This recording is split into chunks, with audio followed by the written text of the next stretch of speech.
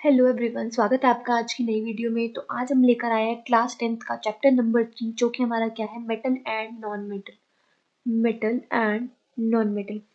तो हमारे मेटल क्या होते हैं? मेटल जनरली हमारे रूम टेम्परेचर पे क्या होते हैं, सॉलिड होते हैं, जबकि जो हमारे नॉन मेटल होते हैं वो सभी स्टेट्स में एग्जिस्ट करते हैं।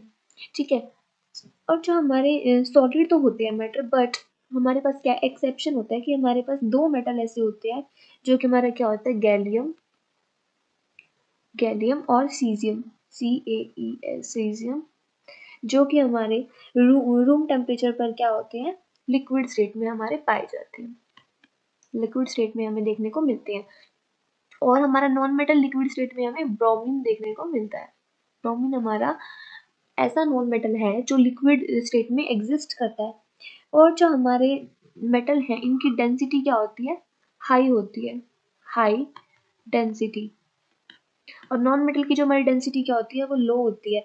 मेल्टिंग पॉइंट होता है जो हमारा मेटल का, वो बहुत ज़्यादा क्या होता है, हाई होता है, except mercury, caesium, gallium, tin और लेड, क्योंकि ये तो हमारे क्या होते हैं, around and around liquid state में मिलते हैं, हमारे गैलियम और हमारे सीजियम।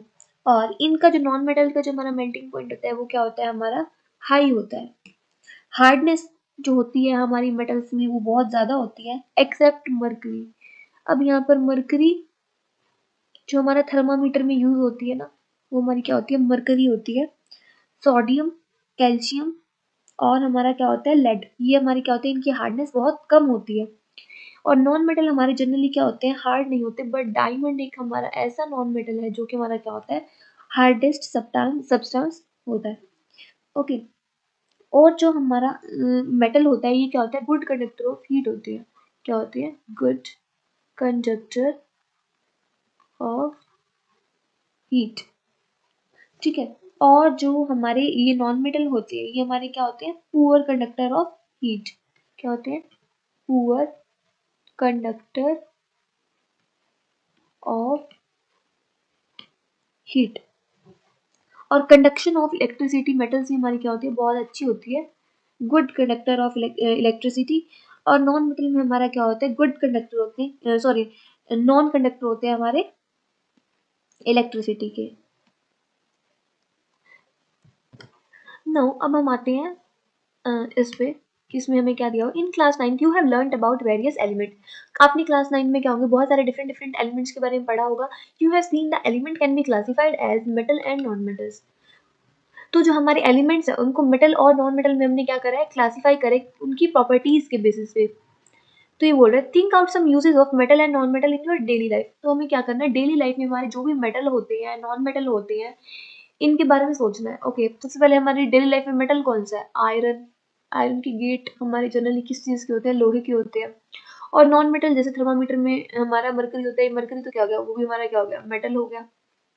ये भी हमारा क्या है, मरकरी, मेटल है। और नॉन मेटल कौन से हो सकते हैं हमारी जनरल लाइफ में, कार्बन हो सकता है, नाइट्रोजन, ये सारे हमारे क्या हैं, नॉन मेटल है। अब ये क्या बोल रहा है, what properties do you think of while categorising element. तो आपने मेटल की ऐसी, नॉन मेटल की ऐसी कौन सी प्रॉपर्टी के बारे में सोचा जब आपने इनको क्या करा, डिफरेंशिएट करा। They how are these properties related to the use of these element. तो इनकी ऐसी कौन सी प्रॉपर्टी होती है जिनके बेसिस पे हम इन्हें क्या करते हैं, यूज करते हैं। Let us to some of these properties in detail. इन प्रॉपर्टीज को हम डिटेल में पढ़ेंगे कि ऐसी कौन कौन सी प्रॉपर्टीज है जिनकी वजह से हम इन्हें क्या कर रहे हैं, डिफरेंशिएट कर रहे हैं। सबसे पहले फिजिकल प्रॉपर्टीज आती है। तो सबसे पहले फिजिकल प्रॉपर्टीज क्या होती हैं कि उसकी फिजिकल स्टेट के बारे में हम बताएं किसी भी चीज़ का, वो तो उसकी क्या होती है, फिजिकल प्रॉपर्टी। और केमिकल प्रॉपर्टीज क्या होती है, उनकी केमिकल रिएक्शन के बारे में बताएं, वो उसकी क्या होती है, केमिकल प्रॉपर्टीज होती है। तो मेटल क्या है, the easiest way to start grouping substance is by comparing their physical properties। तो फिजिकल प्रॉपर्टीज के बारे में हमें क्या करना पड़ेगा, सोचना पड़ेगा। Let us study this with the help of following activities। तो अब हम क्या करेंगे, ये जितनी भी एक्टिविटीज हमें दी गई हैं 3.1 to 3.6, इसको हम अच्छी तरह करेंगे ताकि हम मेटल और नॉन मेटल क्या कर सके, डिफरेंशिएट कर सके। Collect the sample of the following metal. अब हमें क्या करना है, मेटल के एक सैंपल दिए गए हैं, iron, copper, aluminium, magnesium, sodium, zinc and any other metal that is easily available. तो हमने बहुत सारे मेटल ले लिए। ठीक है, अभी बोल रहे हैं इनके सैंपल लो और हर एक सैंपल की क्या करो, इनकी अपीयरेंस को नोट करो और इनके ना सरफेस को क्लीन करो अच्छी तरह और इनको ना रब करो सैंड पेपर से और इनकी अपीयरेंस को दोबारा चेक करो। तो आपने क्या नोटिस करेंगे इसमें कि जो हमारे मेटल होते हैं वो प्योर स्टेट में क्या होते हैं, उनकी जो सरफेस होता है वो बहुत ज़्यादा शाइनी होता है। इस प्रॉपर्टी को हम क्या बोलते हैं, मेटालिक लस्टर बोलते हैं। इसमें हमने क्या देखा कि मेटल हमारे क्या करते हैं, बहुत ज़्यादा शाइन करते हैं। तो इसने इसकी किस प्रॉपर्टी के बारे में बताया कि हमारे मेटल तो क्या करते हैं, बहुत ज़्यादा शाइन करते हैं। मेटल की क्या प्रॉपर्टी होती है, मेटालिक लस्टर। ओके अब एक एक्टिविटी ना और दी गई है, इसमें क्या है, take small pieces of iron copper aluminium and magnesium. हमने क्या करना है, आयरन कॉपर एल्यूमिनियम मैग्नीशियम ये हमारे मेटल है, इनको क्या करना है, कट कर लिया हमने शार्प नाइफ से एंड नोट योर ऑब्जर्वेशन, और अपनी ऑब्जर्वेशन को ना अपने नोट करना है। तो जब हम इनको आयरन को कट करने लगे तो क्या हम इसको नाइफ से कट कर सकते हैं, ऑब्वियसली नॉट, हम नहीं कर सकते। क्या एल्यूमिनियम को कट कर सकते हैं, बिल्कुल भी नहीं कर सकते। कॉपर को कर सकते हैं, बिल्कुल भी नहीं कर सकते। मैग्नीशियम को नहीं, हम मैग्नीशियम को भी नाइफ से कट नहीं कर सकते। अभी क्या बोल रहा है, hold a piece of sodium metal with a pair of tong. अब हमने क्या करना है, सोडियम मेटल का एक पीस लेना है पेयर और उसको हमने ना टोंग से पकड़ना है। हमने इसको टोंग से पकड़ लिया, फिर मैंने टोंग बना दिया। अब ये बोल रहा है इसको ना हमने बहुत केयर से हैंडल करना है, क्यों, क्योंकि सोडियम मेटल हमारा क्या होता है, बहुत ज़्यादा रिएक्टिव होता है और अगर ये हमारे हैंड्स पर टच हो जाता है तो हमारे हैंड्स क्या करते हैं, थोड़ा थोड़ा बर्न होने स्टार्ट हो जाते हैं। अब हमने क्या करना है, इसको हमने फिल्टर पेपर से थोड़ा सा ड्राई कर लेंगे और इसको वॉच ग्लास पर रखेंगे और अब हम इसे नाइफ से कट करने की कोशिश करेंगे। तो वट वुड यू ऑब्जर्व, तो जो हमारा सोडियम मेटल होगा ना वो इजीली कट हो जाएगा। क्यों, क्योंकि सोडियम मेटल हमारा इतना सॉफ्ट होता है कि अगर हम इसे अपनी पाम पर रखकर कट भी करेंगे ना तो ये हमारा क्या हो जाएगा, इजीली कट हो जाएगा। हमने ऊपर वाले ऑब्जर्वेशन में क्या देखा कि जनरली जो हमारे मेटल थे वो सारे के सारे क्या थे, बहुत ज़्यादा हार्ड थे, बट जो इनकी हार्डनेस होती है वो मेटल टू मेटल क्या करती है, वेरी करती है। जहाँ हमारा सोडियम क्या है, बहुत ज़्यादा सॉफ्ट है और इसको हम इजीली नाइफ से भी कट कर सकते हैं। ओके नाउ एक्टिविटी 3.3 अब क्या कह रही है कि आपने क्या करना है, आयरन जिंक लेड और कॉपर लेना है और जो हमारा मेटल है, किसी भी कोई भी एक मेटल ले लेंगे, place any one metal on the block of iron. हमने आयरन का एक ब्लॉक लिया और इस पर किसी भी एक मेटल को रख दिया एंड स्ट्राइक इट 4 और 5 टाइम्स विद अ हैमर। जैसे अब हमें क्या करते हैं, स्कूल बेल ही ले लेते हैं, तो उसमें हमने क्या करेंगे, एक हैमर लेते हैं और इससे इसको बजाना स्टार्ट करते हैं। तो हम क्या ऑब्जर्व करेंगे कि इसके अंदर साउंड बहुत जल्दी ट्रेवल कर गई, इनको बजाने पर क्या हुई, आवाज क्रिएट हुई। तो इससे हमें क्या पता चला कि जो हमारे मेटल्स होते हैं वो क्या होते हैं, सोनोरस होते हैं, सोनोरस होते हैं, ताकि इनमें से आवाज क्रिएट होती है। हमने क्या ऑब्जर्व करा, आवाज आनी स्टार्ट होगी। Repeat with the other metal, other metals में भी हम क्या करेंगे, इसको क्या करेंगे, स्ट्राइक करेंगे। ओके तो क्या हो जाएगा, record the change in shape of these metal. क्या इन मेटल की शेप चेंज हो जाएगी, बिल्कुल इनकी शेप भी क्या हो जाएगी, चेंज हो जाएगी। इनको हम थिन शीट में भी डिवाइड कर सकते हैं और इस प्रॉपर्टी को हम क्या बोलते हैं, मेलिबिलिटी बोलते हैं। ये मेलिबिलिटी क्या होती है, मेटल की ऐसी प्रॉपर्टी होती है जिसमें क्या करते हैं हम मेटल को बीट कर करके, यानी कि मार मार कर उसको क्या कर देते हैं, उसकी शेप को चेंज कर देते हैं और थिन शीट्स में हम इसको क्या कर सकते हैं, इजीली कन्वर्ट कर सकते हैं। इस प्रॉपर्टी को हम क्या बोलते हैं, मेलिबिलिटी बोलते हैं। नेक्स्ट क्या दे रखा है, do you know that gold and silver are the most malleable metals. तो जो हमारा गोल्ड है और सिल्वर है ये क्या है, हमारे मोस्ट मेलिएबल क्या है, मेटल्स है। क्यों है, क्योंकि इनकी प्रॉपर्टी वैसी है इस मेटल की कि हम इसको इजीली थिन शीट्स में क्या कर सकते हैं, कन्वर्ट कर सकते हैं। नेक्स्ट हमारी एक्टिविटी क्या है, और इससे पहले मैं बताना चाहूंगी, जैसे अब हम क्या करते हैं, दरवाजे बनाने जाते हैं, दरवाजे बनाने जाते हैं, सपोज हम लोहे का दरवाजा बनवा रहे हैं, यानी कि आयरन का गेट बनवा रहे हैं। तो अब उस गेट की क्वालिटी हम कैसे चेक करते हैं कि कोई गेट तो बहुत ज़्यादा हल्का होता है, कोई गेट बहुत ज़्यादा भारी होता है। तो वो उसकी क्या है, थिन शीट में क्रिएट करने की एक प्रॉपर्टी ही होती है जिसकी वजह से हमारी क्या होती है, दरवाजे का वेट होता है। और अब नेक्स्ट एक्टिविटी हमारी क्या है, consider some metal such as iron copper aluminium lead etcetera. अब हमने क्या करा, ये सारे मेटल्स लिए, which of the above metal are also available in the form of wires. तो ये बोल रहा है कि कौन सा जो मेटल है हमारा वायर्स की फॉर्म में भी यूज होता है, आयरन कॉपर भी यूज होता है, बिल्कुल हमारा यूज होता है। The ability of metal to be drawn into thin wires. जो हमारी मेटल की एबिलिटी होती है कि अगर हम उनको थिन वायर्स में कन्वर्ट कर पाए, थिन वायर्स में कन्वर्ट कर पाए तो उस प्रॉपर्टी को हम क्या बोलते हैं, डक्टिलिटी बोलते हैं।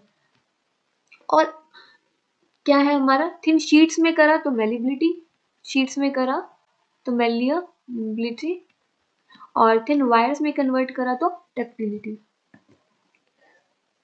ओके, सो एक चीज और क्या है कि जो हमारा गोल्ड है वो सबसे ज्यादा डक्टाइल मेटल है।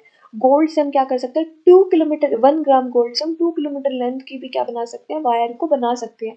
क्यों? क्योंकि इसकी मेलेबिलिटी प्रॉपर्टी भी है और एज वेल एज डक्टिलिटी भी है।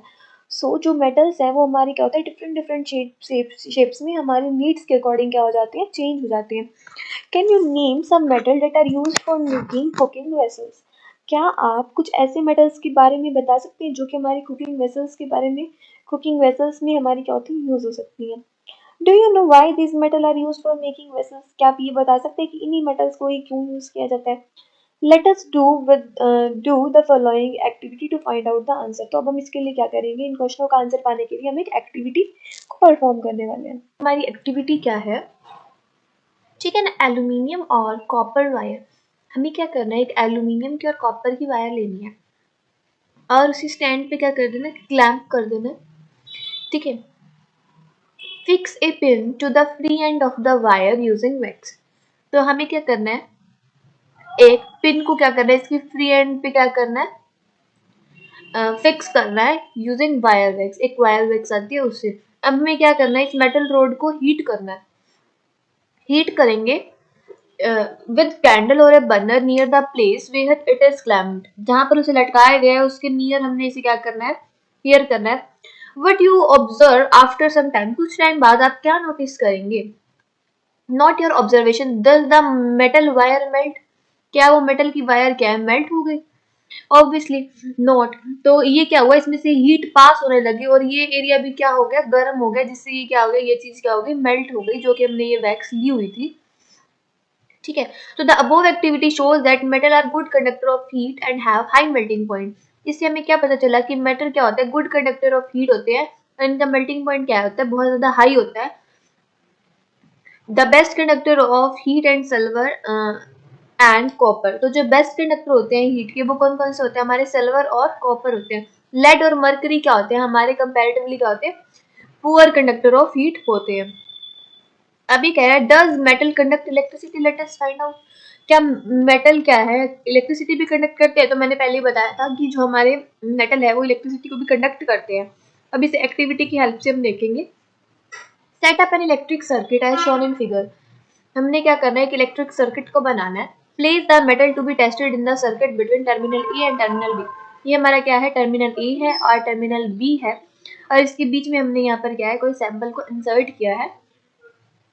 डज द बल्ब ग्लो, जब हम इसे इलेक्ट्रिक करंट को पास करेंगे और इस की को स्विच ऑन करेंगे तो ये बल्ब क्या हो जाएगा, ग्लो करना स्टार्ट कर जाएगा, जिससे हमें क्या पता चला कि मेटल में से क्या होता है, करंट पास हो जाता है easily. You must have seen that the wire carry current in your homes having coating on polyvinyl chloride. तो जो हमारे घर पे वायर्स होती है उन पे हमारी क्या होती है, कोटिंग होती है। किसकी? पीवीसी की कोटिंग। जो ये ब्लैक ब्लैक सी तार होती है तो उन पे ब्लैक कलर की कोटिंग होती है, रेड होती है तो उन पे रेड कलर की कोटिंग होती है। इनका क्या होता है, रबड़ की तरह हमारा मटेरियल होता है ना, इसको हम इजीली स्ट्रेच भी कर सकते हैं, इसकी इलास्टिसिटी भी उतनी ही अच्छी होती है। Why are electric wires are coated with such substance. तो ये पूछ रहे हैं कि इनको ऐसे सब्सटेंस के साथ ही क्यों कोट किया जाता है। कोट करने का रीजन ये है, इलेक्ट्रिक करंट मेटल में से हमारा क्या करता है, फ्लो करता है, तो इसलिए हम उसको क्या करते हैं, कोट करके रखते हैं, ताकि करंट ऑब्वियसली हम अगर हम उन वायर्स को टच कर दे तो हमें करंट ना लग जाए, इसलिए हम क्या करते हैं, उसे कोट करके रखते हैं। Now what happens when metal strikes a hard surface. तब क्या होगा जब हमारा मेटल किसको स्ट्राइक करेगा, एक हार्ड सरफेस को स्ट्राइक करेगा। ऑब्वियसली हम क्या करते हैं, आयरन लेकर चलते हैं। आयरन पे जब हम किसी हार्ड सरफेस को स्ट्राइक कराएंगे तो होगा क्या, इसमें से आवाज आनी स्टार्ट होगी। Does they produce sound? Yes, they produce sound. The metal that produce a sound on striking a hard surface is said to be sonorous.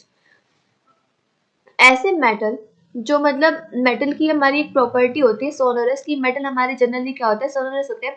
जब हम इसे हार्ड सरफेस पे स्ट्राइक करेंगे तो इसमें से साउंड प्रोड्यूस होगी।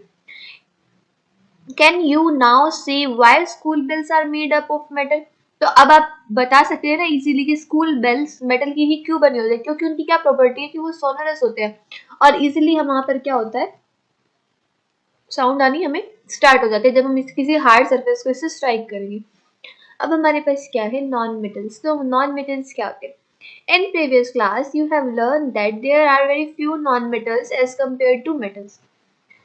तो नॉन मेटल्स क्या है? बहुत कम है एज कम्पेयर टू मेटल्स। और इनके कुछ एग्जाम्पल हैं जैसे कि क्या carbon, sulphur, iodine, oxygen, hydrogen etcetera.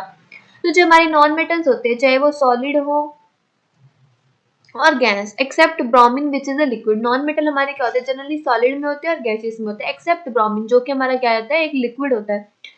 तो do non-metals also have physical property to similar of metal? Let us find out। तो क्या नॉन मेटल की भी सेम प्रॉपर्टी होती है जो कि हमारी मेटल्स की थी? ऑब्वियसली सेम हो भी सकती है और नहीं भी हो सकती है। तो ये हम एक एक्टिविटी की हेल्प से करेंगे।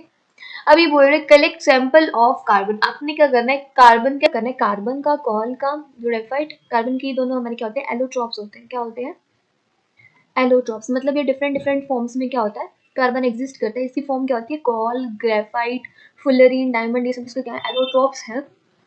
Okay so sulphur and iodine ये बोल रहे हैं carry out the activity 3.1 to 3.6। आपने क्या करना है 3.1 से 3.6 ऊपर जो एक्टिविटी की थी ना 3.6 तक मेटल के साथ अब आपको वही सारी एक्टिविटी किसके साथ करनी है नॉन मेटल के साथ करनी है। ओके सबसे पहले हम क्या लेंगे ये टेबल फिल कर देते हैं इसी टेबल से ही रिगार्डिंग है ये सारी सारी एक्टिविटी। सबसे पहले हमने एलिमेंट्स क्या लिया हमने हमने ले लिया सपोज ग्रेफाइट। क्या ले लिया हमने ग्रेफाइट। ओके अब ग्रेफाइट क्या होता है हमारा कार्बन का ही एलोट्रोप होता है तो इसका सिंबल हम कार्बन बना देंगे। इसका सरफेस क्या होता है हमारा लस्चरस होता है हालांकि ये नॉन मेटल है फिर भी इसका सरफेस क्या है लस्चरस होता है। इसकी हार्डनेस क्या होती है बहुत कम होती है ये हमारा क्या होता है एक सॉफ्ट होता है। मेटल्स को तो हम थिन शीट में कन्वर्ट कर सकते हैं बट हम ग्रेफाइट को नहीं कर सकते क्योंकि हमारा क्या है नॉन मेटल है इसकी डक्टिलिटी प्रोसेस भी नहीं है। क्या इनमें से हमारी इलेक्ट्रिसिटी कंडक्ट हो सकती है? तो यस इसमें से कंडक्टिविटी इलेक्ट्रिसिटी हो सकती है और सोनोरिटी इसकी नहीं है। तो ये तो था हमारा किसका ग्रेफाइट का। ओके नेक्स्ट हम लेते हैं कोल का ले लेते हैं। इसको एक बार रब कर दूं मैं और उसके बाद हम उसका करेंगे कोल का करेंगे। ओके नाउ वी हैव कोल। कोल का सिंबल भी वही हमारा क्या हो जाएगा कार्बन हो जाएगा। इसका सरफेस क्या होता है हमारा नॉन लस्टरस। हार्डनेस इसकी क्या होती है हमारी हार्ड होता है हमारा कोयला क्या होता है हार्ड होता है। इसकी मैलेबिलिटी नहीं होती है इसकी डक्टिलिटी भी नहीं होती है। इसमें से हीट और इलेक्ट्रिसिटी कंडक्ट नहीं होती है। ये सोनरस भी हमारे क्या होते हैं नहीं होते हैं। Okay now our next would be sulphur. तो सल्फर में हमारा क्या है सल्फर का सिंबल क्या होता है सल्फर का एस होता है। ये हमारा क्या होता है नॉन लेस्चरस होता है। हार्डनेस इसकी नहीं होती है ये हमारा क्या होता है ठीक है। और मेलिबिलिटी भी नहीं है इसकी डक्टिलिटी भी नहीं होती है और ये हीट और इलेक्ट्रिसिटी को भी कंडक्ट नहीं करता सोनोरिटी भी नहीं होती है। नेक्स्ट हमारे पास क्या बच गया आयोडीन। आयोडीन अब हमारा सॉल्ट में भी हमें देखने को मिलता है। आयोडीन का सिंबल क्या है आई और ये हमारा चमक चमक सा हमें दिखता है नमक में भी। तो ये हमारा क्या होता है लेस्चरस। मेलिबिलिटी इसकी नहीं हार्डनेस इसकी क्या होती है नहीं होती है। मेलिबिलिटी नहीं होती है डक्टिलिटी भी नहीं होती है हीट और इलेक्ट्रिसिटी को भी कंडक्ट नहीं करता और सोनोरिटी भी इसकी नहीं होती है। नेक्स्ट क्या बोल रहा है on the basis of observation in table 3.1 discuss the general physical property of metal and non metal in the class. तो हम क्या करेंगे जनरल फिजिकल प्रॉपर्टी इसकी डिस्कस कर सकते हैं। आपने क्या क्या कंक्लूड किया होगा that we don't have group elements according to their physical properties alone. तो इनकी क्या हो सकती है कि हम इसको फिजिकल प्रॉपर्टी के बेसिस पे हम इन्हें डिस्टिंग्विश नहीं कर सकते क्योंकि इसमें क्या है बहुत सारे एक्सेप्शन भी होते हैं। फॉर एग्जाम्पल अब ये बता रहा है कि मरकरी हमारा क्या होता है सॉलिड होता है। All metal except mercury is solid at room temperature. Mercury को छोड़कर हमारे जितने भी मेटल होते हैं वो हमारे क्या होता है सॉलिड फॉर्म में क्या करते हैं एग्जिस्ट करते हैं। और एक्टिविटी 3.5 में आपने क्या ऑब्जर्व किया होगा कि मेटल का हाई मेल्टिंग पॉइंट होता है बट जो गैलियम और सीजियम होते हैं इनका क्या होता है हमारा लो मेल्टिंग पॉइंट होता है। These two metal will melt if you keep them on your palm. अगर हम इसे अपनी पाम पर भी रखेंगे तो ये क्या हो जाता है गैलियम और सीजियम मेल्ट हो जाते हैं। आयोडीन हमारा क्या होता है नॉन मेटल है बट ये हमारा क्या होता है लस्टरस होता है। और कार्बन जो कि हमारा नॉन मेटल है वो डिफरेंट फॉर्म्स में एग्जिस्ट करता है और इसे हम क्या बोलते हैं इसके एलोट्रोप बोलते हैं। जैसे डायमंड भी कार्बन का क्या है एलोट्रोप है और ये हमारा क्या है हार्डेस्ट सब्सटेंस है। जबकि हमारा नॉन मेटल क्या होता है सॉफ्ट होते हैं नेचर में डायमंड हमारा क्या है, एक नॉन मेटल है जो कि हार्डेस्ट सब्सटेंस है हमारे अर्थ पर। ओके, नेक्स्ट ये क्या कह रहा है कि ग्रेफाइट अनदर एलोट्रोप है कार्बन का, और ये हमारा क्या होता है, गुड कंडक्टर ऑफ इलेक्ट्रिसिटी होता है। हालांकि ये हमारा क्या है, नॉन मेटल है, और नॉन मेटल में से इलेक्ट्रिसिटी इजीली पास नहीं हो सकती, बट ग्रेफाइट में से हो सकती है। अभी क्या कह रहे हैं, alkali metals lithium sodium potassium are so soft, कि जो हमारे मेटल्स होते हैं ये बहुत ज्यादा सॉफ्ट होते हैं, अल्कली मेटल्स, और इसको हम नाइफ से भी कट कर सकते हैं। And they have low density, और इनकी डेंसिटी क्या होती है, बहुत ज्यादा कम होती है, और लो मेल्टिंग पॉइंट होता है। जबकि हमारे मेटल्स का, आयरन का देखा जाए तो 4000 के आसपास इसका मेल्टिंग पॉइंट एग्जिस्ट करता है। Okay, elements can be clearly classified as metal and non metals on their chemical properties. Now we have activity, activity 3.8। इसमें ये क्या बोल रहा है, हमें क्या करना है, एक मैग्नीशियम रिबन को लेना है और सल्फर पाउडर लेना है। Burn the magnesium ribbon, magnesium ribbon लिया और हमने इसको क्या कर दिया, बर्न कर दिया, और इससे जो एशेज आए उसको हमने किस में डिसॉल्व कर दिया, वाटर में डिसॉल्व कर दिया। Test the resultant solution with both red and blue litmus paper. अब जो हमारे पास सॉल्यूशन आया, जो हमारा ये रिजल्टेंट सॉल्यूशन बन गया है, इसमें क्या हो रहा है, अब इसका हमें नेचर चेक करना है कि ये एसिडिक है या बेसिक है। और जो प्रोडक्ट बना मैग्नीशियम से बनने पे, वो क्या बना, मैग्नीशियम को जब हमने बर्न करा तो मैग्नीशियम ऑक्साइड बनता है, लेकिन जब हम इसे वाटर के अंदर डालते हैं तो मैग्नीशियम हमारा हाइड्रोक्साइड बन जाता है। मैग्नीशियम हाइड्रोक्साइड हमारा क्या होता है, बेस होता है, तो इसका नेचर हमारा क्या हो गया, बेसिक हो गया। Now burn sulphur powder, sulphur powder को हमें बर्न करना है, और इसके ऊपर place a test tube over burning sulphur, और सल्फर को बर्न करना है, और इसके फ्यूम्स जो प्रोड्यूस होंगे सल्फर को बर्न करने से, उसे कलेक्ट करना है। Add some water to above test tube and shake. तो अब हमें क्या करना है, कुछ वाटर, थोड़ा सा वाटर लेना है और इस टेस्ट ट्यूब में ऐड करना है और इसको शेक करना है। ठीक है, तो ये कह रहा है test this solution with blue and red litmus paper. तो जब हम इस पेपर को लिटमस पेपर से टेस्ट करेंगे तो होगा क्या, ये जो ब्लू लिटमस पेपर होगा ये इसको किस में कन्वर्ट कर देगा, रेड लिटमस पेपर में कन्वर्ट कर देगा। क्यों, क्योंकि हमारा बना क्या, H2SO3 हमारा बना। Can you right equation for this reaction, क्या हम इनके लिए कोई रिएक्शन लिख सकते हैं। ऑब्वियसली सबसे पहले मैग्नीशियम का केस लेते हैं। मैग्नीशियम वाले केस में क्या है, तो मैग्नीशियम वाले में क्या होगा, हम Mg की O2 के साथ रिएक्शन करेंगे तो हमारा क्या बनेगा, MgO, बैलेंस कर देंगे 2Mg, और ये 2MgO हो गया। और जब हम MgO की रिएक्शन वाटर के साथ कराएंगे तो हमारा क्या बनेगा, MgOH का ट्वाइस। ओके, ऐसे ही हमने सल्फर लिया, सल्फर की O2 के साथ रिएक्शन कराई, O2 के साथ ये बर्न बोला ना, तो बर्न बोला तो ऑक्सीजन की प्रेजेंस में रिएक्शन होगी, तो हमारा बना क्या, SO2 गैस बन गई हमारी। जब हम इसके फ्यूम्स कलेक्ट करेंगे और SO2 की रिएक्शन जब हम वाटर के साथ कराएंगे तो हमारा क्या आएगा, H2SO3 हमारा एक्वस बनेगा। और ये हमारा क्या होता है, acidic in nature, acidic in nature.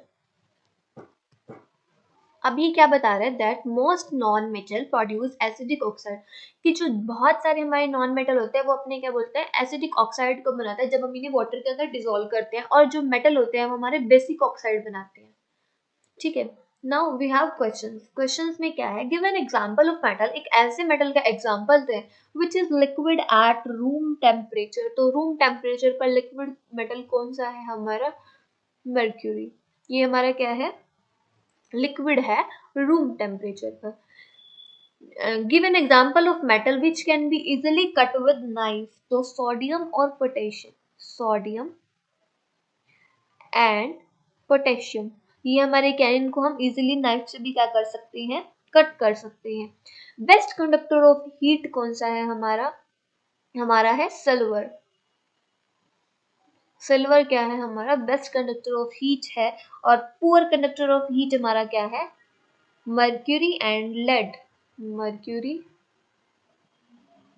And lead हमारा क्या है, पुअर कंडक्टर ऑफ हीट। अब ये पूछ रहे हैं कि explain the meaning of malleable. तो मेलिएबल क्या होता है, मेलिएबल एक ऐसी प्रॉपर्टी होती है मेटल की जिससे हम मेटल को क्या कर सकते हैं, थिन शीट्स में क्या कर सकते हैं, डिवाइड कर सकते हैं। और डक्टाइल क्या होते हैं, हम उन्हें क्या कर सकते हैं, थिन वायर्स में क्या कर सकते हैं, ब्रेक कर सकते हैं। ठीक है, सो नेक्स्ट हमें क्या दे रखा है, केमिकल प्रॉपर्टीज ऑफ मेटल, कि मेटल की केमिकल प्रॉपर्टीज क्या है। We will learn about the chemical properties of metal on the following section 3.21 3.24। ऊपर हमने जो प्रॉपर्टीज पढ़ी थी aluminium, copper, iron, lead, magnesium की, तो ये बोल रहा है हम इसको ऊपर पढ़ चुके हैं। ये बोल रहा है for this collect the sample of aluminium, copper, iron, lead, magnesium, zinc and sodium. इसके लिए हमें ये सैंपल कलेक्ट करना होगा और हम इसकी केमिकल प्रॉपर्टीज को क्या करेंगे, अब पढ़ेंगे। अब ये बोल रहा है what happens when metal are burned in air, जब हम मेटल को एयर में बर्न करेंगे तो क्या होगा। You have seen in activity 3.8 that magnesium burns in air with dazzling white flame। तो जो मैग्नीशियम है वो हमें white dazzling flame देता है, ये हमने चैप्टर फर्स्ट में भी पढ़ा था। Do all metals react in the same manner? क्या सभी मेटल्स इसी तरीके से रिएक्ट करते हैं। Let us check by the performing the following activity। तो हम यहाँ पर क्या करेंगे, एक एक्टिविटी करेंगे, एक्टिविटी 3.9, जो ये क्या बता रही है, hold any sample taken above the pair of Tom.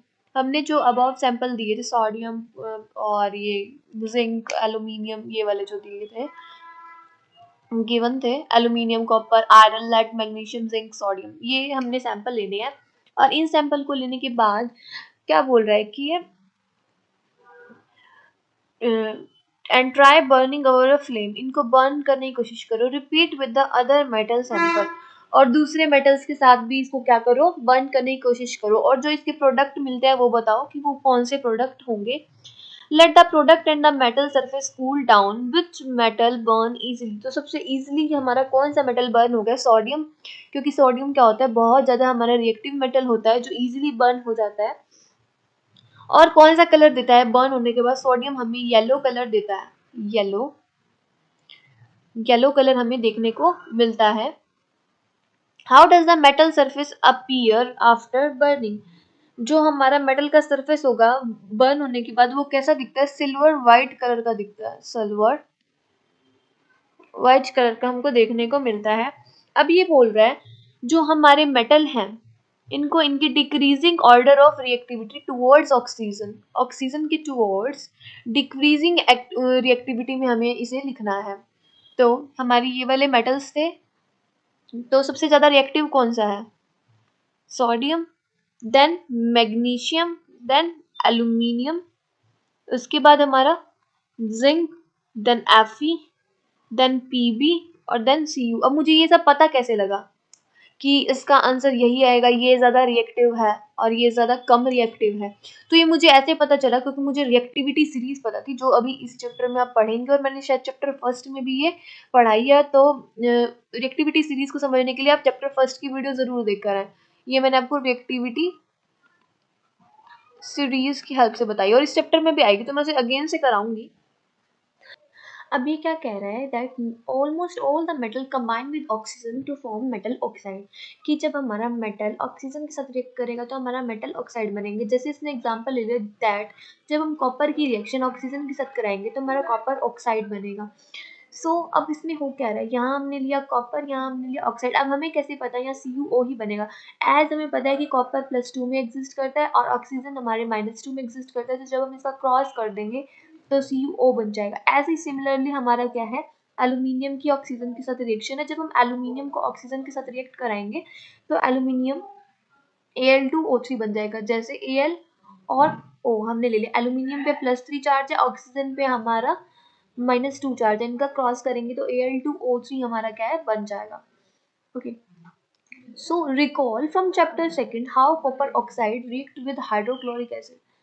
Chapter second में भी हमने पढ़ा दैट जब हमारा कॉपर ऑक्साइड रिएक्ट करेगा हाइड्रोक्लोरिक एसिड के साथ, जैसे हमने ले लिया CuO, जब ये रिएक्ट कर रहा है हाइड्रोक्लोरिक एसिड के साथ तो जब हमें प्रोडक्ट मिलेगा। We have learn that metal oxide are basic in nature but some metal oxide such as aluminium oxide, zinc oxide etcetera show बहुत एसिडिक एंड बेसिक बिहेवियर, इसलिए इनको हम क्या बोलते थे, एम्फोटेरिक सब्सटेंस भी बोलते थे। Such metal oxide which react with both acid as well as base to produce salt are well known as amphoteric oxide। यहाँ पर इसने बता भी दिया। ऐसे ही जब हमने एल्यूमिनियम ऑक्साइड लिया, जब हमने इसकी HCl के साथ रिएक्शन कराई तो हमारा क्या बना, AlCl3 एंड H2O हमारा फॉर्म हो गया। ऐसे जब हमने इसे NaOH के साथ कराया तो इसने सोडियम एल्यूमिनेट बना दिया।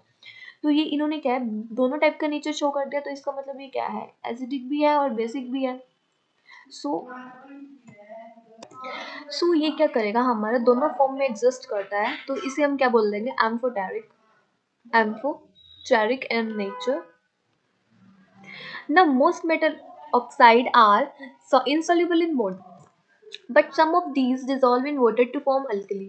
कुछ जो हमारे मेटल ऑक्साइड होते हैं वो इनसॉल्युबल होते हैं वाटर के अंदर, बट कुछ क्या होते हैं अल्कली में हमारे क्या होते हैं, सॉल्युबल होते हैं। जैसे अगर हमने सोडियम ऑक्साइड ले लिया और पोटेशियम ऑक्साइड ले लिया, तो ये क्या हो गया, हमारे वाटर के साथ डिसॉल्व होकर अल्कली बना देंगे। जैसे अब हमने एग्जांपल ले लिया दैट Na2O को जब हमने वाटर के साथ रिएक्ट कराया तो हमारा क्या बना, NaOH, और ऐसे ही जब हमने K2 को वाटर से रिएक्ट कराया तो हमारा KOH हमारा फॉर्म हो गया।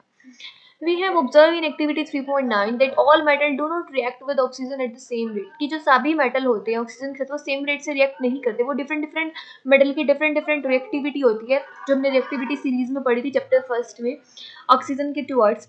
Metal such as potassium and sodium react so vigorously that they catch fire if kept in the open air. तो सोडियम हमारा क्या बहुत ज़्यादा रिएक्टिव मेटल है, अगर हम इसे ओपन एयर में भी छोड़ देते ना तो ये हमारा क्या करेगा, फायर को कैच कर लेगा। तो इसे हम क्या करते हैं, कैरोसिन में पुट करके रखते हैं ताकि इसमें हमारी आग ना लग जाए। Hence to protect them and prevent accidental fire, they kept immersed in kerosene oil। तो हम इसे केरोसिन ऑयल में डालते हैं। ऑर्डिनरी टेम्परेचर पे हमारा होता क्या है, जो भी हमारा सरफेस होता है मेटल्स का, जैसे कि मैग्नीशियम, एल्यूमिनियम, जिंक, लेड, इनको थिन लेयर ऑफ ऑक्साइड से क्या करी जाती है, कवरिंग की जाती है। और जब जैसे कि हमने चैप्टर फर्स्ट में फर्स्ट एक्टिविटी में पढ़ा था कि हम उसे सैंड पेपर से रब करते हैं। सैंड पेपर से रब करने का मतलब क्या है, इसकी ऑक्साइड की लेयर हम क्या करते थे, हटाते थे। Iron doesn't burn on heating but iron filing burn vigorously. Iron तो हमारा बर्न नहीं करता, बट जब हम इसके छोटे छोटे से पार्ट टुकड़े से ले लेते हैं और इसको बर्नर के पास लेके जाते हैं तो ये क्या करता है, बहुत जल्दी हमारा क्या है, फायर को कैच कर लेता है। और कॉपर हमारा बर्न नहीं करता, तो जो हमारा हॉट मेटल होता है उसको हम किससे कवर करते हैं, ब्लैक कलर की लेयर होती है हमारी कॉपर टू ऑक्साइड की, इससे कवर करके रखते हैं।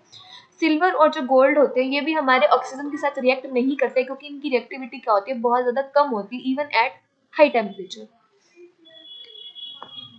सो नेक्स्ट हमें क्या दे रखा है, व्हाट इज एनोडाइजिंग। एनोडाइजिंग क्या होती है, एक हमारी प्रोसेस होती है जिसमें हमारा क्या होती है, थिक लेयर बन जाती है हमारी एल्यूमिनियम की जो थिक ऑक्साइड की लेयर होती है, जब हम इसे एयर में एक्सपोज करते हैं तो ये क्या करते हैं, इसको कोरोजन होने से बचाते हैं, कोरोजन को रेजिस्ट करती है। और इस रेजिस्टेंस को हम इम्प्रूव भी कर सकते हैं, कैसे, ऑक्सीजन ऑक्साइड लेयर की जो हमारी थिकनेस है उसको बढ़ाकर। और during anodising clean aluminium article is made the anode and electrolysed with the dilute sulphuric acid. तो एनोडाइजिंग के टाइम पे होता क्या है, हम जो एल्यूमिनियम का आर्टिकल है उसे हम क्या करते हैं, एनोड पे लेकर जाते हैं और इसको इलेक्ट्रोलाइज करते हैं डाइल्यूट सल्फ्यूरिक एसिड के साथ। तो यहाँ पर अब हमने क्या ले लिया, एक हमारी मान लो कैथोड है, एक हमारी क्या है, एनोड है। तो जो हमारा एल्यूमिनियम वाला आर्टिकल होगा वो हमारा किस पे होगा, एनोड पे होगा, और हमारी क्या होगा इसमें सॉल्यूशन डाइल्यूट सल्फ्यूरिक एसिड यानी कि H2SO4 का हमने क्या ले लिया, सॉल्यूशन ले लिया। The oxygen gas evolved at the anode and react with aluminium to make a thick protective layer of oxide. This oxide layer can be dried easily to give aluminium article as an attractive finish. जो हमारा oxygen gas होगी जब वो evolve होगी anode पे जो, और फिर एल्यूमिनियम के साथ रिएक्ट करेगी तो हमें क्या देगी, ऑक्सीजन की एक थिक लेयर हमें प्रोवाइड करेगी। और ये इस लेयर को जब हम ड्राई करेंगे तो ये हमें आसानी से एल्यूमिनियम आर्टिकल देगी, जो कि हमारा क्या होगा, बहुत अट्रैक्टिव फिनिश देगा हमें, मतलब वो थोड़ा बहुत शाइन करेगा।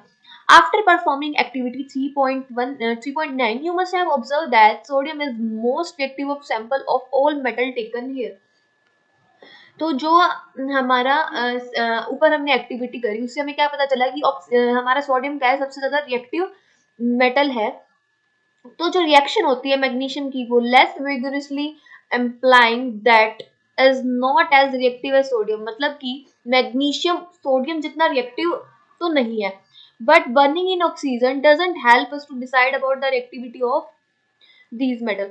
तो जब हम इन्हें ऑक्सीजन में बर्न करेंगे तो जरूरी नहीं है कि हर किसी के साथ वैसी रिएक्शन दे, हर किसी के मेटल के साथ नॉन मेटल की जब हम रिएक्शन कराएंगे या हम किसी भी कंपाउंड के साथ उसकी रिएक्शन कराएंगे तो उसकी रिएक्टिविटी डिफरेंट होगी।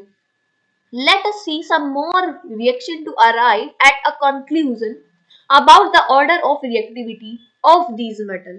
मतलब अब हम यहाँ पर और एक्टिविटी देखेंगे, ठीक है। तो सबसे पहली एक्टिविटी हमारी किसके साथ है, वाटर के साथ है, ओके। सो ये एक्टिविटी क्या कह रही है, put some small pieces sample separately in beaker half filled with cold water. तो हमने क्या लेना है, स्मॉल स्मॉल पीसेस लेने हैं। जो हमने एक्टिविटी 3.9 में सैंपल लिए थे, एक्टिविटी 3.9 में हमने कौन से सैंपल लिए थे, एक तो हमने लिया था सोडियम, एक हमने लिया था पोटेशियम, एक हमने लिया था कैल्शियम। ओके, सो ये बोल रहा है कि इनको सेपरेटली वाटर के बीकर में पुट करिए। वाटर वाले बीकर में अगर जब हमने Na पुट करा तो इसने क्या कर ली, फायर कैच कर ली।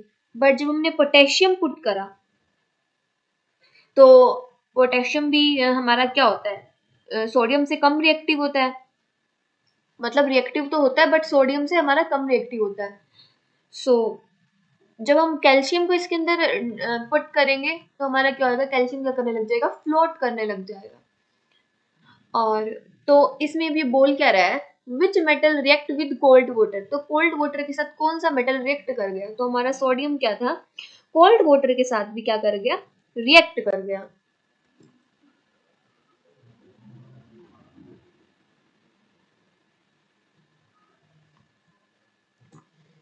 तो कोल्ड वाटर से रिएक्ट करने के बाद सोडियम हमारा क्या होगा, फायर को इसने कैच कर लिया।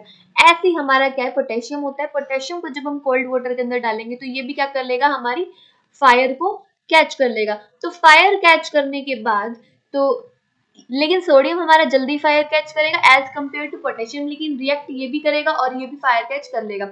और कैल्शियम हमारा क्या होता है, ये भी कोल्ड वाटर के साथ रिएक्ट कर जाएगा। तो और ये कैल्शियम क्या होगा, कुछ टाइम बाद क्या कर जाएगा, वाटर सरफेस पे फ्लोट करने लग जाएगा। अब ये क्वेश्चन पूछ रहा है, arrange them in the increasing of their reactivity with cold water. सबसे ज्यादा रिएक्टिव कौन हुआ, sodium, then potassium, then calcium. Did any metal produce fire on water, yes बिल्कुल, सोडियम और पोटेशियम हमारे ऐसे दो मेटल है जो कि हमारे क्या कर गए, वाटर कोल्ड वाटर के साथ रिएक्ट करने में फायर कैच कर ली। क्या कोई ऐसा मेटल था जो कुछ टाइम बाद फ्लोट करने लगा, बिल्कुल, तो कैल्शियम हमारा ऐसा मेटल था जो थोड़े टाइम बाद क्या करने लगा, या फ्लोट करने लगा। Put the metal that didn't react with cold water in beaker half filled with hot water।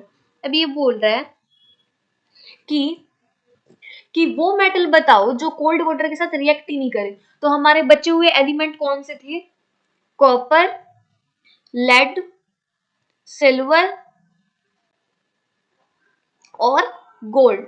ये हमारे क्या थे, कोल्ड वाटर के साथ रिएक्ट ही नहीं करे। क्या ये हॉट वाटर के साथ रिएक्ट करेंगे, क्या ये स्टीम के साथ रिएक्ट करेंगे, हॉट वाटर और steam. Arrange the apparatus as shown in figure with steam.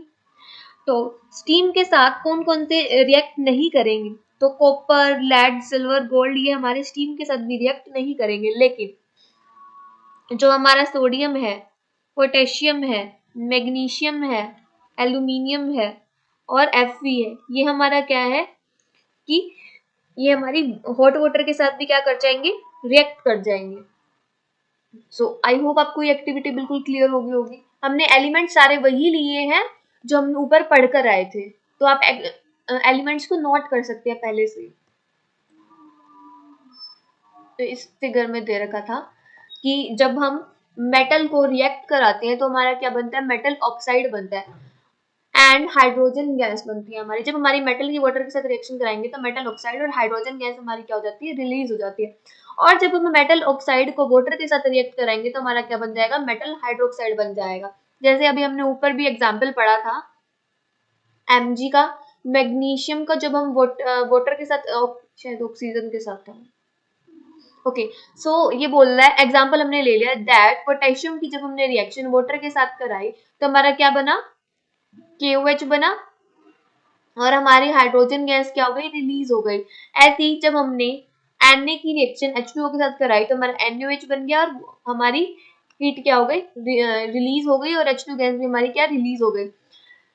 Okay, सो जब हम कैल्शियम को हम वाटर के साथ रिएक्ट कराएंगे, यानी कि जो हमारी कैल्शियम के साथ वाटर की रिएक्शन होती है वो लेस वोलेंट होती है, उसमें हीट बहुत कम अमाउंट में हमारी क्या होती है, रिलीज होती है और हाइड्रोजन इतनी कम होती है कि वो फायर कैच नहीं कर पाता, तो हमारा कैल्शियम हाइड्रोक्साइड बन जाएगा और हाइड्रोजन गैस हमारी क्या हो जाएगी, रिलीज हो जाएगी।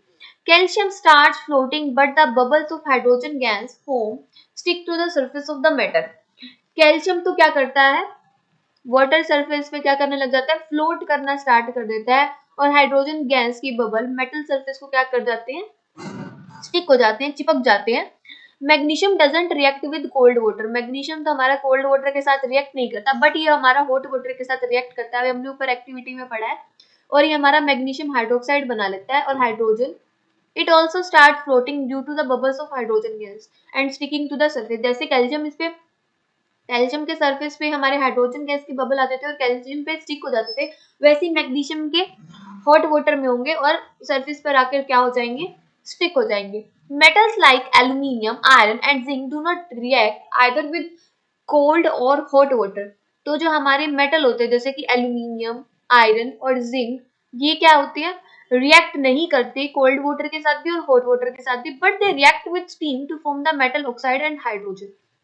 लेकिन ये क्या करते हैं, स्टीम के साथ रिएक्ट करके क्या बना देते हैं, हमारा मेटल ऑक्साइड और हाइड्रोजन बना देते हैं। जैसे हमने एग्जांपल ले लिया, जब हमने Al की रिएक्शन H2O के साथ कराई तो इसने मेटल का ऑक्साइड बना लिया और हमारी हाइड्रोजन गैस क्या हो गई, रिलीज हो गई। ऐसे ही जब हमने Fe की रिएक्शन वाटर के साथ कराई तो हमारा Fe का ऑक्साइड बन गया और हाइड्रोजन गैस रिलीज हो गई। सो ये कहना क्या चाह रहा है कि यहाँ पर हमने क्या लिया, इसकी स्टीम की फॉर्म लिया, गैस लिया, बट ये हॉट वाटर और कोल्ड वाटर के साथ नहीं रिएक्ट करता, ये हमारा स्टीम के साथ रिएक्ट करता है, एल्यूमिनियम भी और Fe भी। Metal such as lead, copper, silver, gold do not react with water at all, इनकी रिएक्टिविटी हमारी इतनी कम होती है, कॉपर की, सिल्वर की और गोल्ड की, ऑल्सो लेड, कि ये हमारा क्या करते हैं, वाटर के साथ रिएक्ट ही नहीं कर पाता। ठीक है, सो नेक्स्ट टॉपिक हमें क्या गिवन है, what happens when metal react with acid, तब क्या होगा जब हमारा मेटल एसिड के साथ रिएक्ट करेगा। हम ऑलरेडी पढ़ चुके हैं मेटल एसिड के, मेटल रिएक्ट विद एसिड, जब हमारा मेटल एसिड के साथ रिएक्ट करता है, मेटल जब हमारा एसिड के साथ रिएक्ट करता है तो हमें क्या, सोल्ट और हाइड्रोजन गैस रिलीज होती है। But do all metal react in the same manner? तो ऑब्वियसली इसका आंसर क्या होगा, नो। हर एक मेटल की रिएक्शन क्या होती है, हमारी डिफरेंट डिफरेंट होती है। इसके लिए हम क्या कर रहे हैं, एक एक्टिविटी कर रहे हैं, एक्टिविटी नंबर 3.11। अब ये बोल रहा है कलेक्ट द मेटल सैंपल, अब हमने मेटल के सैंपल लेने हैं, except sodium and potassium again. तो हमने यहाँ पर सोडियम को और पोटेशियम को इसलिए नहीं लिया क्योंकि इनकी रिएक्टिविटी क्या है, बहुत ही ज्यादा है। तो सबसे पहले हमें करना क्या है, एक्टिविटी हम पढ़ेंगे, एक्टिविटी पढ़ने के बाद आसानी से हमें क्या है, समझ आ जाता है। Put the sample separately in the test tube containing dilute hydrochloric acid. तो हमने करना क्या है, अलग अलग टेस्ट ट्यूब लेनी है और इसमें क्या करना है, HCl का हमने सॉल्यूशन डाल देना है। तो ये हमारी क्या हो गई, टेस्ट ट्यूब हो गई, और हमने इसमें क्या करना है, डिफरेंट डिफरेंट सॉल्यूशन डालना है। Suspend thermometer in the test tube, और इसमें क्या है, एक थर्मामीटर को हमने पिच करना है, so that their bulbs are dipped in the acid. तो जो थर्मामीटर होता है ना, इसके नीचे एक छोटा सा ऐसे बल्ब बोल देते हैं हम, और उसको हमने क्या करना है, एसिड में डिप करना है। Observe the rate of formation of bubble carefully. Secondly हमें क्या करना है, rate of formation of bubbles को निकालना है कि कितनी फास्टली हमारा क्या है, बबल्स बने। और नेक्स्ट क्वेश्चन ये क्या बोल रहा है, which metal reacted vigorously with dilute hydrochloric acid. तो सबसे फास्ट कौन सा मेटल था जो हमारा हाइड्रोक्लोरिक एसिड के साथ रिएक्ट कर गया। With which metal did you record the highest temperature, ऐसी कौन सी रिएक्शन थी जब आपने उसे करा तो जो हमारा टेम्परेचर था वो बहुत ज्यादा हाईएस्ट हो गया। और ये अगला क्वेश्चन बोल रहा है arrange the metal in decreasing order of reactivity with dilute acid, और इनकी डिक्रीजिंग ऑर्डर की रिएक्टिविटी हमारी हमें निकालनी है। तो सबसे पहले हम क्या करेंगे, वही सैंपल लिया हमने, मैग्नीशियम वाला, कॉपर वाला, ओके। तो ये बोल रहा है with which metal react vigorously with dilute hydrochloric acid। तो ऐसा कौन सा मेटल था जो कि हमारा क्या हुआ, सबसे ज्यादा वाइगोरसली डाइल्यूट सल्फ्यूरिक एसिड के HCl के साथ रिएक्ट किया। तो हमारा ऐसा कौन सा मेटल होगा, मैग्नीशियम। तो मैग्नीशियम हमारा ऐसा मेटल है जो वाइगोरसली हमारा डाइल्यूट HCl के साथ क्या कर गया, रिएक्ट कर गया। अब ये बोल रहा है with which metal do you record the highest temperature। तो जो सबसे जल्दी रिएक्ट करेगा तो वो टेम्परेचर को भी तो हमारा क्या करेगा, हाई करेगा। तो हमारा मैग्नीशियम ही है जो क्या करेगा, टेम्परेचर को बहुत ज्यादा हाई कर देगा। तो ये बोल रहा है arrange the metal in decreasing order of reactivity with dilute acids. तो हम इसका क्या ऑर्डर बनेगा, magnesium, then aluminium, then zinc, then Fe। तो ये ऑर्डर क्यों आया, ओके।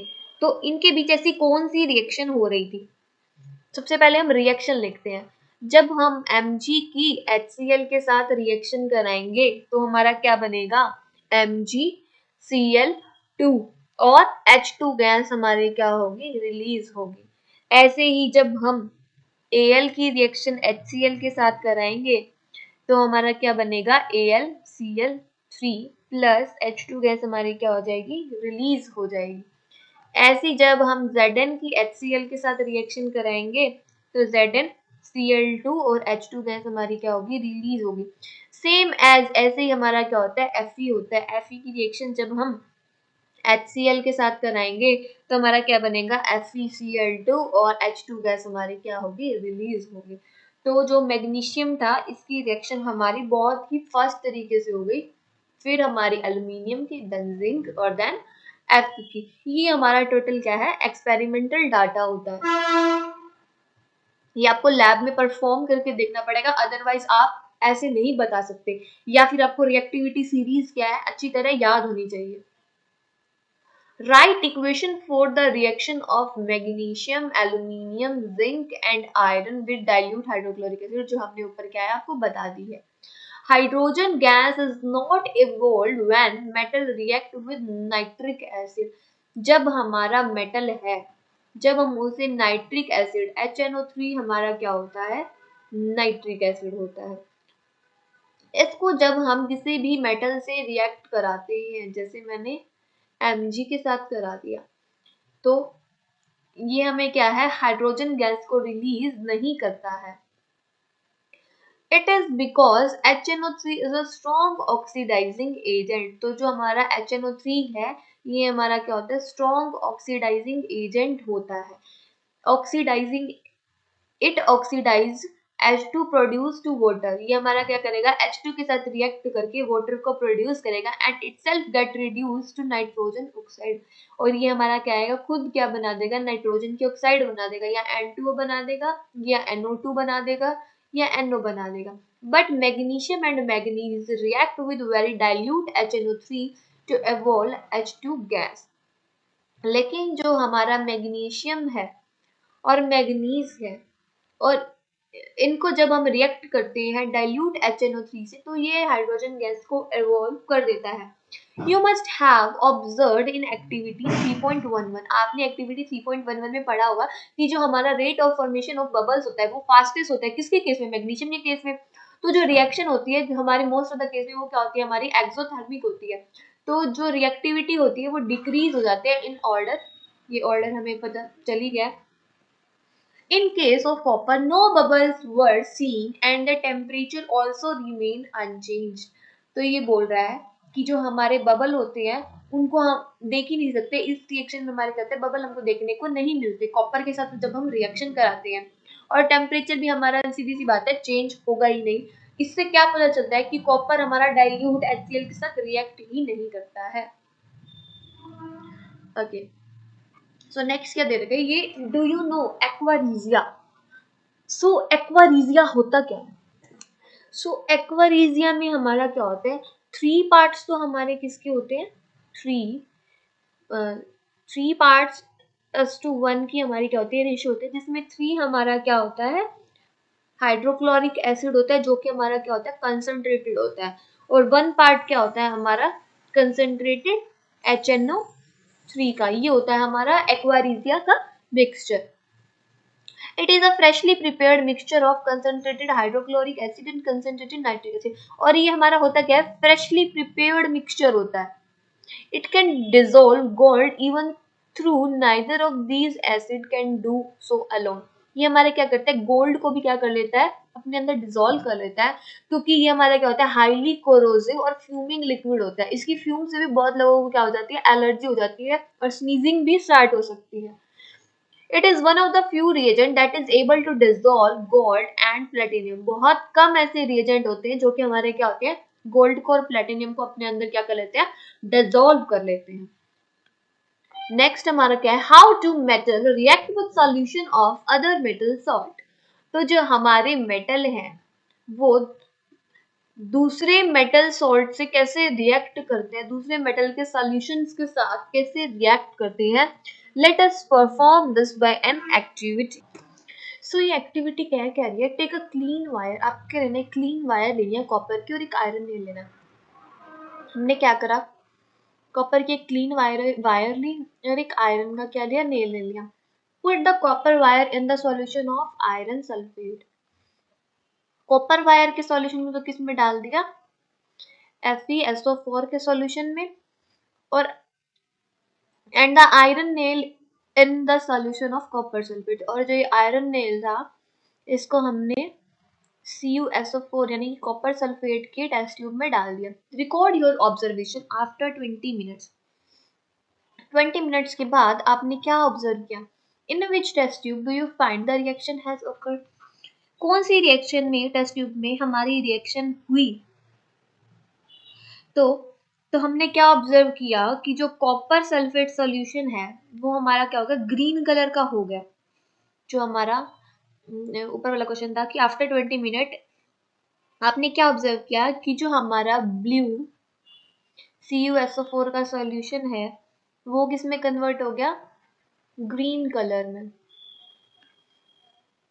और किस टेस्ट ट्यूब में आपको रिएक्शन होती हुई दिखी, तो जो जिस टेस्ट ट्यूब में हमारा CuSO4 का सॉल्यूशन है उस टेस्ट ट्यूब में हमें क्या है, रिएक्शन होती हुई दिखी। Can you correlate your observation for activity 3.9, 3.10 and 3.11। तो हम इन एक्टिविटी को कैसे मतलब कोरिलेट कर सकते हैं, इनको हम ऐसे कोरिलेट कर सकते हैं। चैप्टर फर्स्ट में हमने क्या पढ़ी थी, डिस्प्लेसमेंट रिएक्शन, जहां पर मैंने आपको रिएक्टिविटी सीरीज के बारे में बताया था। तो उस रिएक्टिविटी सीरीज ने बोला क्या था कि जो हमारा कॉपर है वो बहुत कम रिएक्टिव है, यानी कि हमारा आयरन ज्यादा रिएक्टिव है किससे, कॉपर से। और ये कॉपर को क्या कर देता है, डिस्प्लेस कर देता है, यानी कि कॉपर को डिस्प्लेस कर देगा। यानी CuSO4 का सॉल्यूशन है तो ये कॉपर को डिस्प्लेस करके FeSO4 का सॉल्यूशन बना लेगा। Name the type of reaction, obviously displacement reaction. आगे क्या गिवन है, reactive metal can displace less reactive metal from there compounds in their मॉल्टन form. कि जो हमारे मोर रिएक्टिव मेटल होते हैं वो लेस रिएक्टिव वाले को क्या कर देते हैं, डिस्प्लेस कर देते हैं। But all metal do not react with this reagent. लेकिन सभी मेटल इन्हीं रिएजेंट्स के साथ रिएक्ट नहीं करते हैं। ये चैप्टर फर्स्ट में हमने पढ़ी थी, वही चीज बता रहा है। मेटल ए को जब अपने साल्ट सॉल्यूशन ऑफ बी के साथ रिएक्ट करा तो सॉल्ट सॉल्यूशन ऑफ ए मिला और मेटल बी हमको वापस मिल गया। यही CuSO4 की रिएक्शन जब हमने किसके साथ कराई, Fe के साथ कराई। Fe क्या हो गया, हमारा मेटल ए और सॉल्ट सॉल्यूशन ऑफ बी हो गया। इसकी रिएक्शन जब हमने कराई तो हमें FeSO4 देखने को मिला, यानी कि सॉल्ट सॉल्यूशन ऑफ ए का सॉल्ट सॉल्यूशन, मेटल ए का सॉल्ट सॉल्यूशन देखने को मिला और मेटल बी हमको यानी Cu में क्या है, बाहर मिल गया। ओके, सो अब क्या है, हमारा रिएक्टिविटी सीरीज आ गई है। सो ये क्या है, हमारी रिएक्टिविटी सीरीज है। इसमें क्या होता है, मेटल्स हमारे किस तरीके से अरेंज किए जाते हैं ताकि इनकी जो रिएक्टिविटी है नीचे से कम होती जाए। यानी कि ऊपर most reactive, then least least least least least, then बिल्कुल लीस्ट रिएक्टिव मेटल आ जाते हैं। सो रिएक्टिविटी सीरीज की डेफिनेशन क्या बनेगी कि a list of metals arranged in decreasing order of their reactivity. ये हमारा क्या होगा, हमारी रिएक्टिविटी सीरीज होगी. ओके, तो सबसे ज्यादा रिएक्टिव हमारा क्या है, potassium, then sodium, then calcium, then magnesium, then aluminium. और ये एग्जाम में 2 to 3 मार्क्स में क्या होती है, जनरली पूछी जाती है कि डायरेक्ट बोल देते हैं explain the reactivity series of metals. So इसको याद करने के हमारे निमोनिक है क्या, please stop calling me a cute zebra. Please stop calling me a cute zebra. Okay, I like her calling me smart god. तो ये हमारी इसकी क्या है, निमोनिक है. मैं निमोनिक क्या लिख देती हूँ, please stop calling me a cute zebra. I like her call me smart got. तो ये हमारी क्या है, निमोनिक है. ओके, सो नेक्स्ट क्या है, हमारे क्वेश्चंस आगे. सो हमारा क्वेश्चन नंबर फर्स्ट है, why is sodium kept immersed in kerosene oil. तो हम सोडियम को केरोसिन ऑयल में क्यों रखते हैं, because sodium is a reactive metal. Sodium क्या है, बहुत ज्यादा रिएक्टिव मेटल है, रिएक्टिव मेटल है. अगर हम इसे ओपन एयर में रख देंगे तो ये क्या कर लेगा, फायर को कैच कर लेगा. सो जो हमारा केरोसिन है इसको हमने ऑक्सीजन, मॉइस्चर, इन सब से बचाने के लिए हम इसको किस में करते हैं, केरोसिन ऑयल में रखते हैं. सो इसका आंसर आप एग्जाम में क्या लिख के आएंगे, sodium is a reactive metal. If we kept open it will react with oxygen to catch fire. Sodium metal is kept immersed in kerosene oil to prevent their reaction with oxygen, moisture and component of air. So sodium is kept in kerosene oil. Okay, next है, write the equations for the following reaction of iron with steam. What happens, मतलब कि जब हम iron को steam के साथ react करेंगे तो आयरन हमारा क्या होता है, Fe. जब हम इसको रिएक्ट कराएंगे H2O गैस यानी कि स्टीम के साथ तो ये रिएक्शन होगी, ऑब्वियसली होगी. तो हमारा क्या बनेगा, Fe3O4 प्लस H2. ओके, सो ये हमारी रिएक्शन होगी. नेक्स्ट क्या है कि जब हम कैल्शियम की और potassium with water, calcium and potassium with water इनकी रिएक्शन कराएंगे तो क्या होगा, तो कैल्शियम की जब हमने H2O के साथ रिएक्शन कराई, अब वो रिएक्शन ही है ये सारी की सारी, तो ये क्या बना लेगा, कैल्शियम हाइड्रोक्साइड बना लेगा और H2 गैस को क्या कर देगा, रिलीज कर देगा. नेक्स्ट ये क्या बोल रहा है कि what happens when you react potassium with water. जब हमने पोटेशियम को वाटर के साथ रिएक्ट कराया तो क्या हुआ, हमारा क्या बना, KOH बना और हमारा क्या हुआ, हाइड्रोजन गैस क्या हो गई, रिलीज हो गई. सो जो पोटेशियम हमारा कोल्ड वाटर के साथ रिएक्ट करता है तो इसमें क्या होता है, H2 गैस रिलीज होती है तो ये हमारा पोटेशियम क्या करता है, फायर को कैच कर लेता है. सो ये हमारी क्या होती है, वायलेंट रिएक्शन होती है. और जो हमारा कैल्शियम होता है ये क्या करता है, वाटर सरफेस पे फ्लो करना स्टार्ट कर देता है. Okay, next question, question number third, जो कि क्या बता रहा है कि sample of 4 metal ABCD were taken and added to following solution one by one.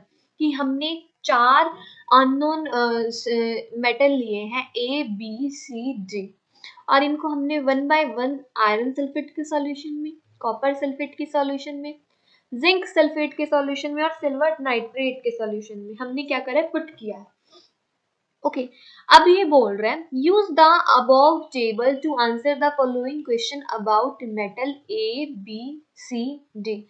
हमने क्या करना है, इस इंफॉर्मेशन का यूज करना है और हमें इन क्वेश्चंस का आंसर देना है। Which is the most reactive metal, कि हमारा सबसे रिएक्टिव मेटल कौन सा है।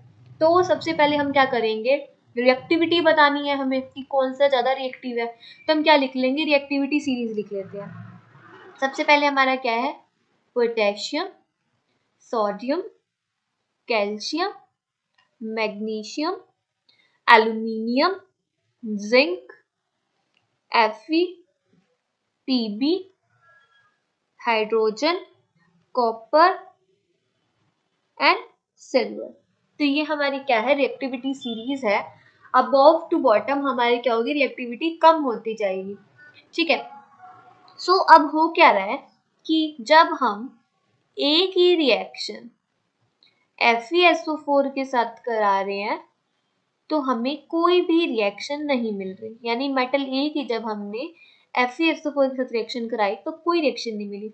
लेकिन जब हमने मेटल बी की रिएक्शन, सॉरी ए की ही रिएक्शन जब हमने कॉपर सल्फेट के सॉल्यूशन से कराई तो हमें क्या मिली, रिएक्शन देखने को मिली, हमारी डिस्प्लेसमेंट हो गई। तो हमारा ये है Fe और ये है Cu, मतलब इन दोनों मेटल्स के बीच में ही हमारा क्या लाई कर रहा है, मेटल ए लाई कर रहा है, जिनकी इसकी रिएक्टिविटी Fe से तो कम है और कॉपर से हमारी क्या है, ज्यादा है। ओके सो अब मेटल बी क्या कह रहा है कि बी को जब हमने आयरन सल्फेट यानी FeSO4 के साथ रिएक्ट कराया तो हमें रिएक्शन मिली, बट जब हमने जिंक सल्फेट के साथ रिएक्शन कराई किसकी, बी की, तो हमें कोई रिएक्शन देखने को नहीं मिली। मतलब Fe के साथ कराई तो हमें रिएक्शन मिली जब हमने बी की रिएक्शन कराई, और जिंक के साथ कराई तो हमें कोई रिएक्शन नहीं मिली। तो इसका मतलब क्या है, बी ज्यादा रिएक्टिव है, इसे B is more reactive than A, more reactive than A. अब ये बोल रहा है सी वाली कंडीशन में कि जब हमने इसको सिर्फ सिल्वर नाइट्रेट से रिएक्शन कराई, अब सिल्वर तो हमारा ये आ गया, अब इसके साथ जब हमने रिएक्शन कराई तो हमारी क्या है, डिस्प्लेसमेंट रिएक्शन हुई। तो इसका मतलब यहाँ पर क्या हो रही है, डिस्प्लेसमेंट रिएक्शन हो रही है जब हमने Ag के साथ रिएक्शन कराई। इससे क्या पता चला कि हमारी क्या है, C है जो वो हमारा A से भी लेस रिएक्टिव है। तो और डी में तो कोई रिएक्शन ही नहीं हो रही, इसका मतलब डी क्या है, हमारा लीस्ट रिएक्टिव है। तो क्वेश्चन नंबर फर्स्ट है which one is the most reactive metal. तो मेटल नंबर बी हमारा क्यों क्या होगा कि हमारा सबसे ज्यादा रिएक्टिव होगा। What would you observe if B is added to solution of copper sulphate. तब आप क्या ऑब्जर्व करेंगे जब बी मेटल को हमने क्या किया, कॉपर सल्फेट के सॉल्यूशन में पुट किया। तो कॉपर है यहाँ पर, ठीक है, जब हम आयरन के साथ रिएक्शन करा रहे हैं तो ये हमें डिस्प्लेसमेंट रिएक्शन दे रहा है। ओके जिंक के साथ रिएक्शन करा रहे हैं तो हमें कोई रिएक्शन नहीं दे रहा, और जब हम इसे कॉपर के साथ रिएक्ट कराएंगे तो ऑब्वियसली हमें क्या मिलेगा, एक डिस्प्लेसमेंट रिएक्शन देखने को मिलेगी। ओके अब ये बोल रहे हैं arrange the metals A B C D in order of decreasing reactivity. मतलब हमारा सबसे ज्यादा reactive B, then A, then C और देन डी। बी तो हमारा सबसे ज्यादा रिएक्टिव, ए उससे कम, सी उससे कम और डी तो हमारा तो होगा बिल्कुल लीस्ट रिएक्टिव होगा। ओके सो नेक्स्ट क्वेश्चन है which gas is produce when dilute hydrochloric acid is added to a reactive metal. Write the chemical equation reaction when iron react with dilute H2SO4। तो हमारा dilute H2SO4 क्या है, अभी क्या बोल रहा है कि Fe की रिएक्शन हमने किससे करानी है, डाइल्यूट H2SO4 के साथ करानी है। तो हमारा क्या बनेगा, FeSO4 प्लस H2। और अब वो क्वेश्चन कह रहा है which gas is produce when dilute sulphuric acid is added to a reactive metal. तो जब हम किसी भी रिएक्टिव मेटल के साथ HCl की रिएक्शन कराते हैं, जैसे मैंने क्या ले लिया, Na ले लिया, इसकी रिएक्शन मैंने HCl के साथ करा दी, तो हमारा क्या होगा, हाइड्रोजन गैस उसमें क्या हो जाएगी, लिबरेट हो जाएगी। 2 HCl के मॉलिक्यूल लेंगे और 2 Na के, तो 2 मोल NaCl प्लस H2 गैस हमारी क्या हो जाएगी, रिलीज आउट हो जाएगी। ओके, ये क्वेश्चन था। और नेक्स्ट क्वेश्चन हमारा क्या है, what would you observe when zinc is added to a solution of iron sulphate. जब हमने जिंक की रिएक्शन किससे करा दी, आयरन सल्फेट FeSO4, तो हमारी क्या रिएक्शन होगी। ऑब्वियसली जिंक हमारा ज्यादा रिएक्टिव है तो हमारा Fe को क्या कर देगा, डिस्प्लेस कर देगा। तो क्या बन जाएगा हमारा Fe मॉलिक्यूल और ZnSO4। अगर हमारा ZnSO4 होता और इसकी रिएक्शन हम Fe के साथ कराते ना, तो हमारी कोई रिएक्शन प्लेस नहीं होती, क्योंकि जिंक हमारा ज्यादा रिएक्टिव है किससे, Fe से। ओके, आई होप आपको क्लियर हो गया होगा अच्छी तरह। तो अब हम नेक्स्ट टॉपिक करते हैं, that how do metal and non metal react. कि जब हमारा कोई भी मेटल है वो किसी भी नॉन मेटल के साथ रिएक्ट करता है तो क्या होता है। In above activities use are the reaction of metal with a number of reagent. Above activity में आपने क्या देखा होगा, मेटल्स की रिएक्शन बहुत सारे रिएजेंट्स के साथ देखी होगी, जिसमें क्या हमें why do metal react in this manner, तो मेटल इस तरीके से क्यों रिएक्ट करते हैं। तो हमने क्या है, इलेक्ट्रॉनिक कॉन्फ़िगरेशन पढ़ी होगी क्लास 9 की, we learned about noble gases. हमने नोबल गैसेस के बारे में भी पढ़ा होगा, जैसे helium, neon, argon, krypton, xenon, ये हमारे क्या है, नोबल गैस है। और नोबल गैस की जो आउटर शेल होती है वो हमारी क्या होती है, फिल्ड अप होती है। Okay, so we therefore explain the reactivity of elements as a tendency to attain a completely filled valence shell। तो हमें क्या यहाँ पर completely filled valence shell देखने को मिली। Okay, we can see from table 3.3 that sodium atom has one electron in its outermost shell। तो table 3.3 से हमने क्या देखा कि सोडियम के आउटर शेल में 1 इलेक्ट्रॉन होता है। कैसे कि 2 8 1, ये 11 इसका एटॉमिक नंबर होता है। और फर्स्ट शेल में हमारे 2 इलेक्ट्रॉन, देन सेकंड शेल में 8 और थर्ड शेल में हमारा 1 इलेक्ट्रॉन होता है। तो आउटर शेल में हमारा क्या हो गया, 1 इलेक्ट्रॉन हमारा हो गया। Okay, if it loses the electron from its M shell, then its L shell now become the outermost shell and it has a stable octet।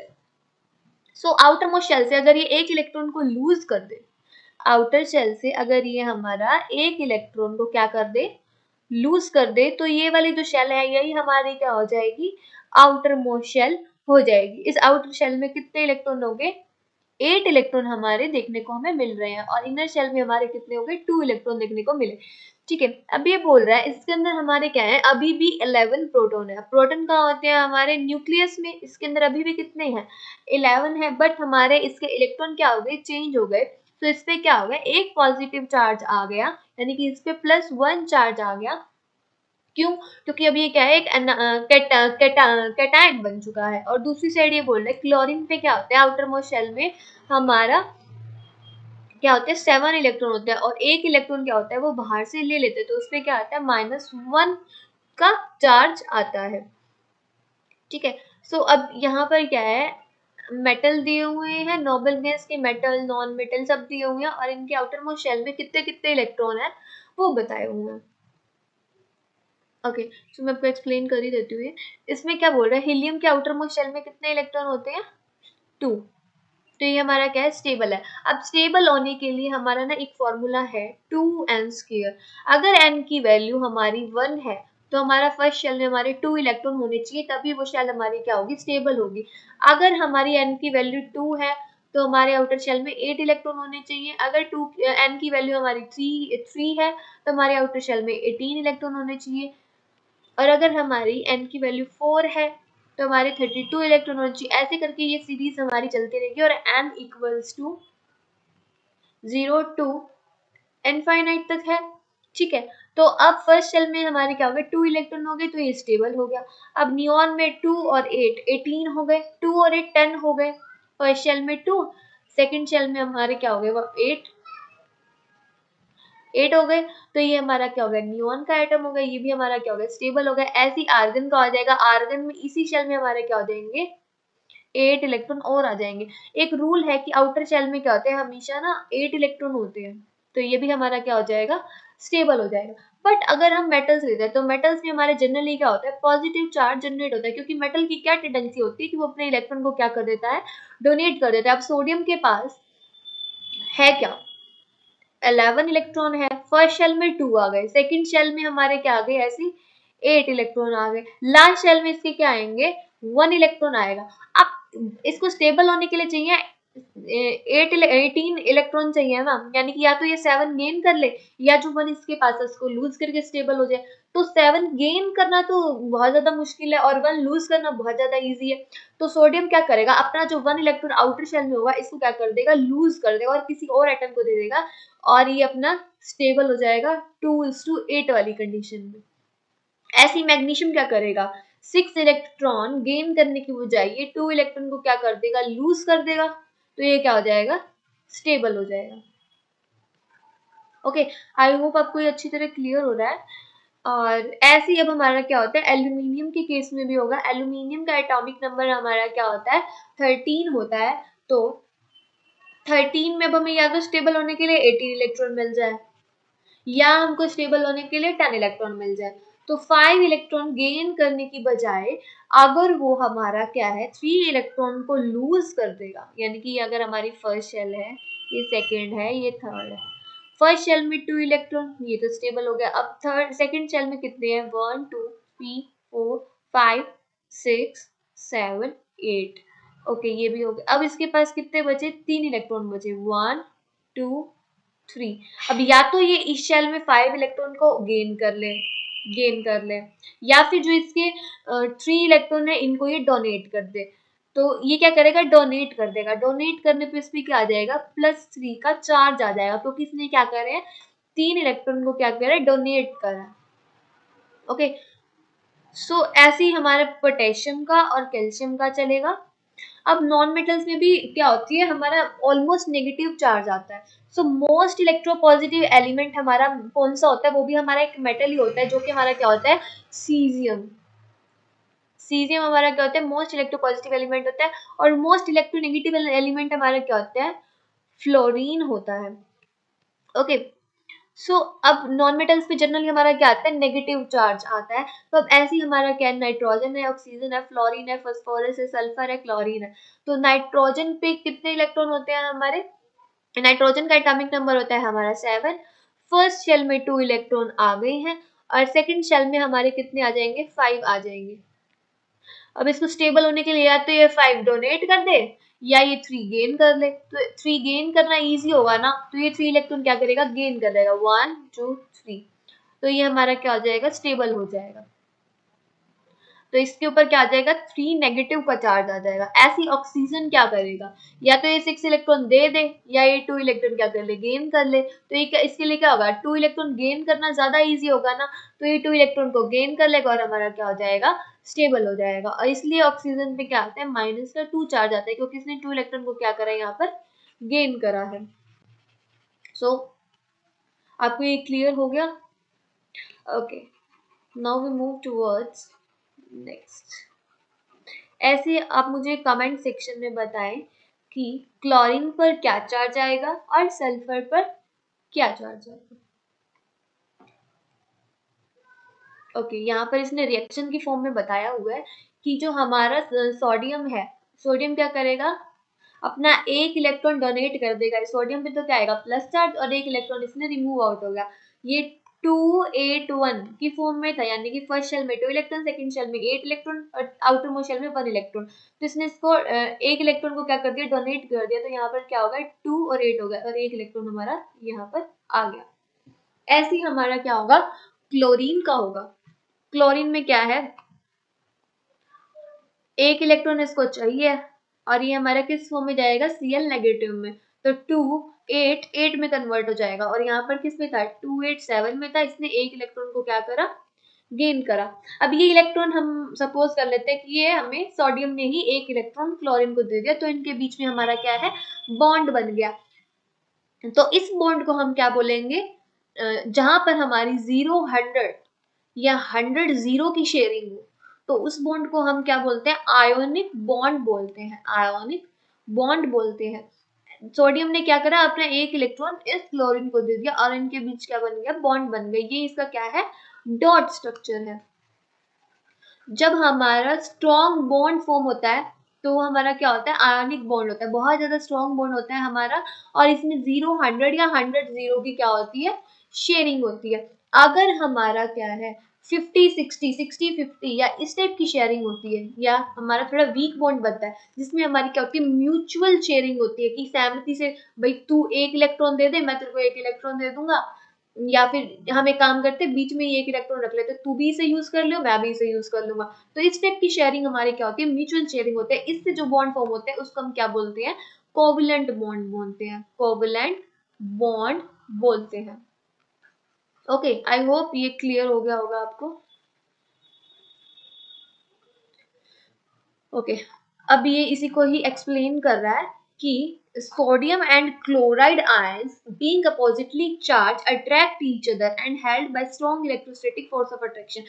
अब जब हम 9th क्लास में पढ़ के आए हैं, हम क्या पढ़ के आए हैं, ग्रेविटेशन फोर्स ऑफ अट्रैक्शन, कि जब दो मॉलिक्यूल होते थे, सॉरी दो प्लैनेट होते थे या फिर दो मास बॉडी होते थे, सपोज M1 और M2 हो गए, तो उनके बीच हमारा क्या होता था, ग्रेविटेशनल फोर्स होता था, जो क्या होता था, F directly proportional to m1 m2 divided by r square होता था। जब हम इस प्रोपोर्शनैलिटी कांस्टेंट को हटाते थे तो हमारा क्या आता था, f equals to g m1 m2 divided by r square आता था। बट अब क्या है, अब आप इलेक्ट्रॉन्स की बात कर रहे हो, अब आप छोटे मॉलिक्यूल्स पे आ गए हो। जब हम छोटे मॉलिक्यूल्स पे आ जाते हैं तो हम इलेक्ट्रोस्टैटिक फोर्स ऑफ अट्रैक्शन की बात करते हैं। तो सपोज हमने दो चार्ज ले लिए, मैंने ले लिया, एक का नाम ले लिया A1, एक का नाम ले लिया B1, इनके बीच का डिस्टेंस हमने क्या मान लिया, R मान लिया। तो इलेक्ट्रोस्टैटिक फोर्स को हम किससे डिनोट करते हैं, E से डिनोट करते हैं। ये हमारा किसके डायरेक्टली प्रोपोर्शनल होता है, A1 B1 बाय R। उसमें क्या होता था, डिस्टेंस का स्क्वायर होता था, इसमें डिस्टेंस का कोई स्क्वायर नहीं होता। जब इसमें प्रोपोर्शनैलिटी कांस्टेंट को हटाते हैं हम तो हमारा एप्सिलॉन आता है, तो epsilon A1 B1 divided by R। ठीक है, तो ये हमारा इसमें क्या है, प्रोपोर्शनैलिटी कांस्टेंट है। और यहाँ पर क्या है, इलेक्ट्रोस्टैटिक फोर्स ऑफ अट्रैक्शन हमारा क्या हो रहा है, यूज हो रहा है। ओके, सो अब ये कह क्या रहा है, it should be noted that sodium chloride does not exist as molecule. जो सोडियम क्लोराइड है NaCl है, ये क्या करेगा, एग्जिस्ट नहीं करेगा, but aggregates of oppositely charge ion. Let us see the formation of magnesium chloride. ऐसे ही हम एग्जांपल लेके मैग्नीशियम क्लोराइड के बारे में देखेंगे। मैग्नीशियम क्या करेगा, अपने 2 इलेक्ट्रॉन दे देगा, और क्लोराइड क्या करेगा, 1 इलेक्ट्रॉन अपना ले लेगा। अब हमें मैग्नीशियम के 2 मॉलिक्यूल लेने पड़ेंगे ताकि वो सॉरी क्लोराइड के 2 मॉलिक्यूल लेने पड़ेंगे ताकि वो मैं एक मैग्नीशियम को क्या कर सके, सेटिस्फाई कर सके। तो हमने क्या लिया, मैग्नीशियम। अब मैग्नीशियम तो 2 इलेक्ट्रॉन दे सकता है और क्लोरीन में तो लेने वाले 2 होने चाहिए ना, तो ऑब्वियसली हम क्या करेंगे, एक क्लोरीन इधर और एक क्लोरीन इधर। तो 2 क्लोरीन हमें चाहिए ताकि वो क्या कर सके, मैग्नीशियम के इलेक्ट्रॉन ले सके। तो मैग्नीशियम हमारा क्या करेगा, 2 क्लोरीन के साथ क्या करेगा, बॉन्ड बनाएगा। ओके, सो नेक्स्ट क्या दे रखा है इसने, देखो दो इसके पास इलेक्ट्रॉन है, एक इसने इस क्लोरीन को दे दिया, एक इसने इस क्लोरीन को दे दिया। हमने यहाँ पर स्क्वायर ब्रैकेट बना के लिख दिया कि इसके 2 मॉलिक्यूल है। इस 2 का मतलब क्या है कि हमने क्लोरीन के 2 मॉलिक्यूल लिए और Mg+2। ठीक है, the compound formed in this manner by transfer of electron from a metal to a non-metal are known as ionic compound। जिसमें हमारा क्या हो, complete transfer हो जाए इलेक्ट्रॉन का और उससे जो मेटल से नॉन मेटल में हो जाए उसको हम क्या बोलते हैं, आयनिक कंपाउंड बोलते हैं और इलेक्ट्रोवेलेंट कंपाउंड बोलते हैं। Can you name the cation and A9 present in the MgCl2। Cation हमारा क्या है, Mg है, और एनाइन हमारा क्या है, जिस पर नेगेटिव चार्ज होता है, जो कि हमारा क्या है, क्लोरीन है। सो अब नेक्स्ट हमारा क्या है, प्रॉपर्टीज ऑफ आयनिक कंपाउंड। अब हमने आयनिक कंपाउंड तो पढ़ लिया क्या होता है, जिसमें हमारा मेटल से नॉन मेटल में बॉन्ड बनता है और जिसमें हमारे इलेक्ट्रॉन का ट्रांसफर होता है कंप्लीटली। तो इसकी कुछ ना कुछ प्रॉपर्टी भी होंगी, तो वो प्रॉपर्टी क्या है। So in this activity take sample of sodium chloride. हमें क्या करना है, सोडियम क्लोराइड का एक सैंपल लेना है और पोटेशियम आयोडाइड का और बेरियम क्लोराइड का। और एनी अदर सॉल्ट, और कोई दूसरा सॉल्ट भी आप ले सकते हैं जो आपको आपकी लैब में मिल रहा है। What is the physical state of these salt, तो ये इनकी फिजिकल स्टेट क्या थी। जनरली जो हमारे ये सॉल्ट होते हैं ये क्या होते हैं, हार्ड होते हैं एंड ब्रिटल होते हैं। ब्रिटल यानी कि इनमें थोड़ी सी चमक होती है, क्योंकि जब हमारा सिंपल जो कॉमन सॉल्ट होता है NaCl, उसमें भी हम घर पर देख सकते हैं कि थोड़ा सा शाइनी शाइनी होता है। नेक्स्ट क्या बोल रहे हैं, take a small amount of sample on the metal spatula. हमने क्या लेना है, मेटल स्पैचुला पे कोई भी एक सॉल्ट लेना है और उसको डायरेक्टली हीट करना है। इसको अगर हम डायरेक्टली हीट करेंगे तो हम क्या ऑब्जर्व करेंगे कि फ्लेम का जो कलर है वो हमारा चेंज हो गया। सपोज हमने क्या है NaCl ही ले लिया स्पैचुला पे, ठीक है। तो हमने जब NaCl को हीट करा, इसका जो फ्लेम का कलर था वो ऑरेंज येलो हमको देखने को मिला, ऑरेंज येलो। और जब हम पोटेशियम आयोडाइड यानी कि Ki का सॉल्यूशन लेंगे तो Ki का सॉल्यूशन हमारा वॉयलेट में कन्वर्ट हो गया। वॉयलेट हमें फ्लेम देखने को मिली। और BaCl2 में, BaCl2 इसमें हमें कौन सा कलर, ग्रीन कलर हमें देखने को मिला। और ये हमारे क्या हुए, मेल्ट नहीं हुए, जैसे थे वैसे ही रह गए। क्योंकि जैसे एग्जांपल के लिए लो, जब हम आप घर पर NaCl, सपोज आप केक बना रहे हो, आपके पास ओवन नहीं है, तो आप जनरली क्या करते हैं, एक कुकर लेते हैं और उसमें बहुत सारा नमक गिरा देते हैं। नमक हीट होता रहता है लेकिन वो मेल्ट नहीं होता। क्यों? क्योंकि NaCl का जो मेल्टिंग पॉइंट है वो हमारा क्या है, बहुत ज्यादा क्या है, हाई है। तो हम इसलिए नमक का यूज करते हैं। वो उसको हम बहुत ज्यादा हीट करते रहते हैं तो उसका कलर क्या हो जाता है, ऑरेंजिश येलोइश सा मिक्स हो जाता है। और कई बार अगर वो जल जाए यानी कि बहुत ज्यादा ओवर हीटेड कर दे तो हल्का हल्का सा ब्राउन कलर हमें देखने को मिलता है। Okay, try to dissolve the sample in water. हमने क्या करा, इन्हें वाटर में, पेट्रोल में और केरोसिन में डिजोल्व करा। आर दे सोल्यूबल, क्या ये सोल्यूबल हुए। ऑब्वियसली वाटर में तो हमारा क्या है, सॉल्ट क्या थे, सोल्यूबल हो गए। बट पेट्रोल में और केरोसिन में ये क्या थे, इनसोल्यूबल थे। ये इनकी प्रॉपर्टी है, ठीक है। अभी क्या बोल रहा है, make a circuit shown in figure 3.8। आपने क्या करना है, एक सर्किट बनाना है and insert the electrode into solution of salt. तो आपने इनमें क्या करना है, सॉल्ट का सॉल्यूशन डालना है। व्हाट वुड यू ऑब्जर्व, आपने क्या ऑब्जर्व किया, test the other salt sample in this manner. जब हमने इसके अंदर सॉल्ट का सॉल्यूशन डाला, सॉल्ट सॉल्यूशन इसके अंदर पुट किया, तो हुआ क्या कि जो हमारा सॉल्ट सॉल्यूशन था उसने इलेक्ट्रिसिटी कंडक्ट की, इलेक्ट्रिसिटी कंडक्ट की। Okay, what is your inference about the nature of these compound. तो इनसे हमें क्या पता चला कि ये कंपाउंड हमारे कैसे हैं, आयोनिक कंपाउंड है, आयोनिक कंपाउंड। सो NaCl, LiCl, CaCl2, CaO, MgCl2, इनका मेल्टिंग पॉइंट बहुत ज्यादा हाई है एज यू ऑब्जर्व, और बॉइलिंग पॉइंट इससे भी ज्यादा हाई है। You may have observed the following general properties of ionic compound। आपने इसकी जनरल प्रॉपर्टी को जरूर ऑब्जर्व किया होगा। फिजिकल नेचर, जो हमारे आयनिक कंपाउंड होते हैं वो क्या होता है, जनरली सॉलिड होते हैं और हार्ड होते हैं। इनके अंदर क्या होता है, strong intermolecular force of attraction होता है। मतलब ये एक दूसरे से बिल्कुल पास पास होते हैं और इनका जो इंटरमोलिकुलर फोर्स ऑफ अट्रैक्शन है वो बहुत ज्यादा स्ट्रॉन्ग होता है। किसमें, पॉजिटिव आयन में और नेगेटिव आयन में। ये हमारे क्या होता है, जनरली ब्रिटल इन कलर होते हैं और इनको ब्रेक करके हम पीसेस में भी कन्वर्ट कर सकते हैं जब इन पे बहुत ज्यादा हाई प्रेशर को अप्लाई कर सकते हैं, अप्लाई करेंगे तब।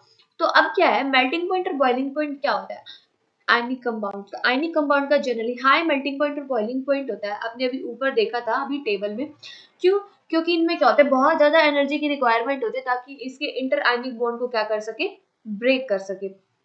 अब सोल्यूबिलिटी क्या होती है, सोल्यूबिलिटी हमारी जो भी आयनिक कंपाउंड की होती है वो बहुत ज्यादा सोल्यूबल होते हैं वाटर में, बट कैरोसिन, पेट्रोल, इन सब में क्या होते हैं, ये जनरली इनसोल्यूबल होते हैं। कंडक्शन ऑफ इलेक्ट्रिसिटी, तो जो हमारे आयनिक कंपाउंड होते हैं इनमें से हम क्या कर सकते हैं, हमारी आयंस की में मूवमेंट क्या होती है, बहुत ज्यादा होती है चार्ज पार्टिकल की। तो आयनिक कंपाउंड में आयंस होते हैं, ऑब्वियसली वो वाटर में जाकर ब्रेक डाउन हो जाएंगे तो इजिली क्या कर पाएंगे, अपना इलेक्ट्रिसिटी को कंडक्ट कर पाएंगे। आयनिक कंपाउंड जो सॉलिड स्टेट में होते हैं वो इलेक्ट्रिसिटी कंडक्ट नहीं करते।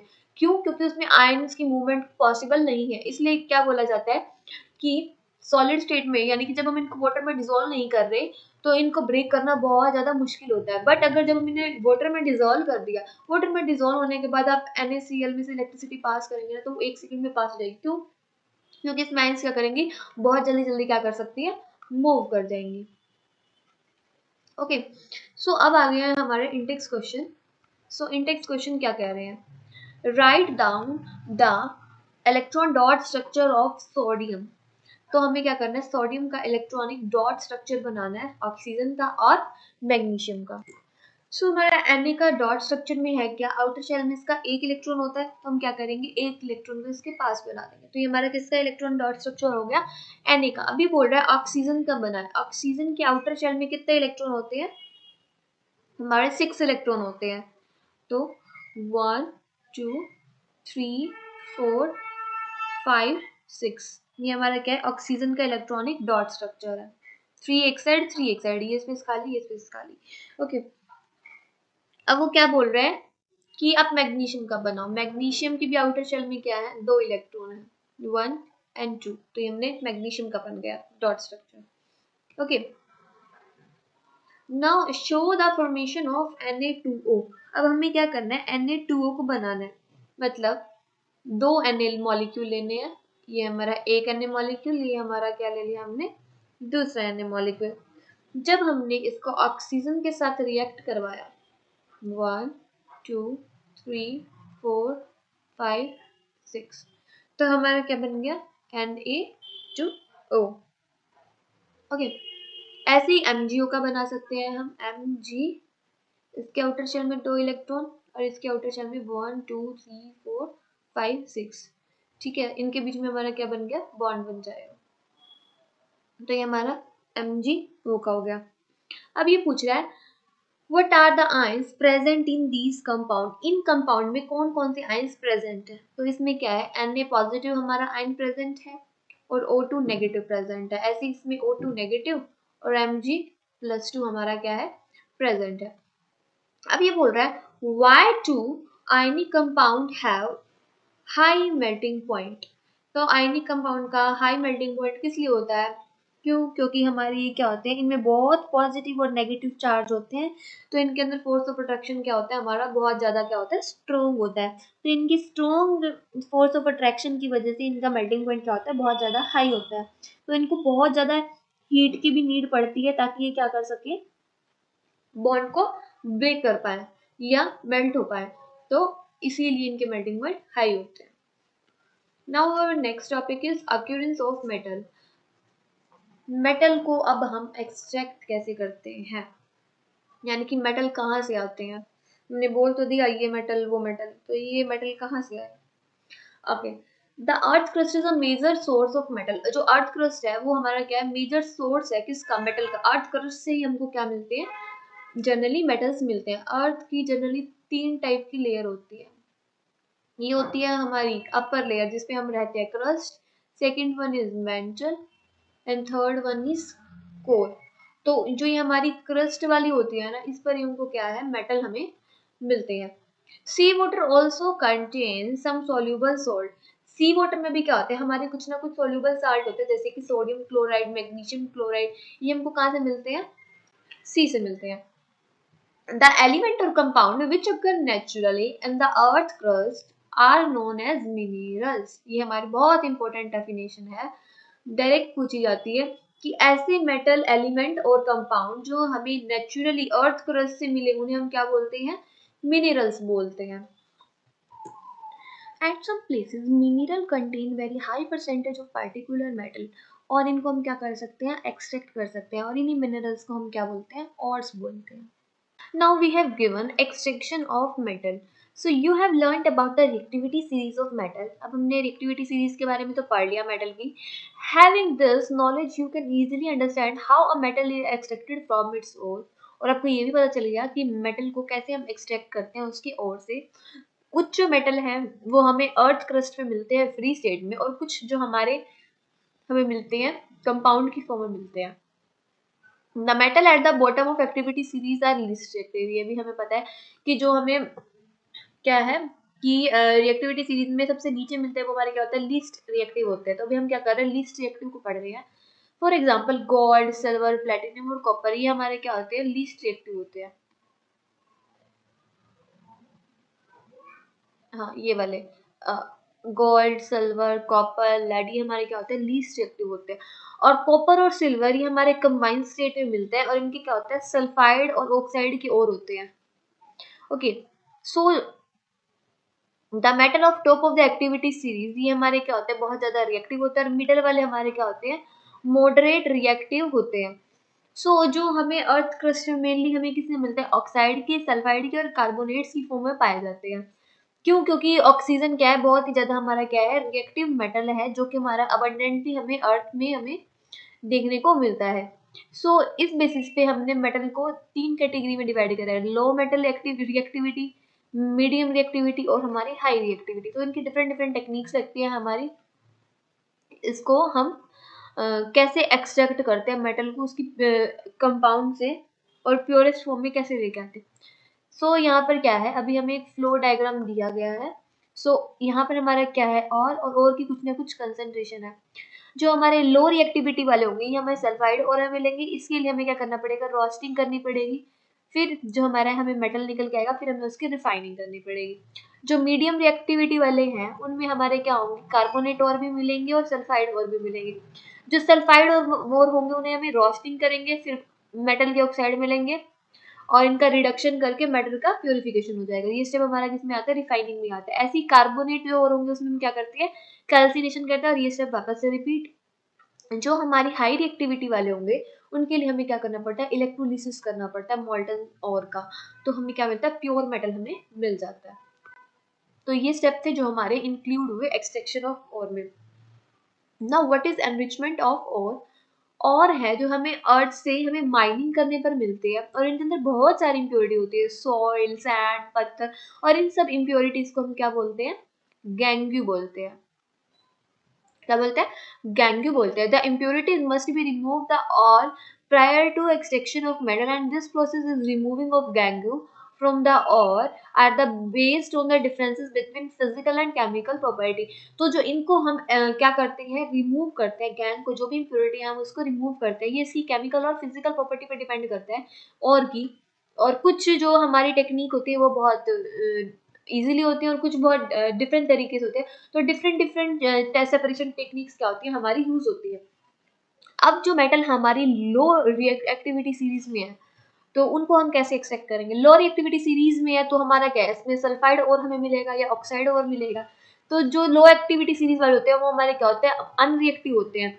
और इसको हम क्या करेंगे, जो इनके ऑक्साइड है अगर हम इनको हीट करेंगे तो हमारा क्या होएगा, ये हमारा ऑक्साइड में कन्वर्ट हो जाएंगे। जो हमारे मेटल है इनको सल्फाइड हो रहा है, इसको हम क्या करेंगे, ऑक्साइड बनाएंगे। ऑक्साइड बनाने के बाद हम इसको क्या करेंगे, हीट करेंगे। हीट करने के बाद ताकि ये अपनी प्योरेस्ट फॉर्म में वापस आ जाए। सबसे पहले हमने क्या लिया, मरकरी का सल्फाइड वाला यानी कि और लिया, मरकरी सल्फाइड लिया। इसको हम जनरली सिन्नाबर बोलते हैं, ये इसका क्या है, कॉमन नेम है। इसको जब हमने ऑक्सीजन के साथ रिएक्ट करा, हीट दी हमने इसे, तो इसने क्या बनाया, मरकरी ऑक्साइड बना लिया और हमारा सल्फर डाइऑक्साइड क्या थी, बाहर निकल गई। अब हमारे पास क्या आ गया, ये आ गया, क्या है ये हमारा मर्क्यूरिक ऑक्साइड। इसको हमने हीट करा वापस से तो हमारा क्या बन गया, मेटल हमें प्योरेस्ट फॉर्म में मिल गया। और O2 गैस जो हमने स्टार्टिंग में दी थी हमें वापस मिल गई।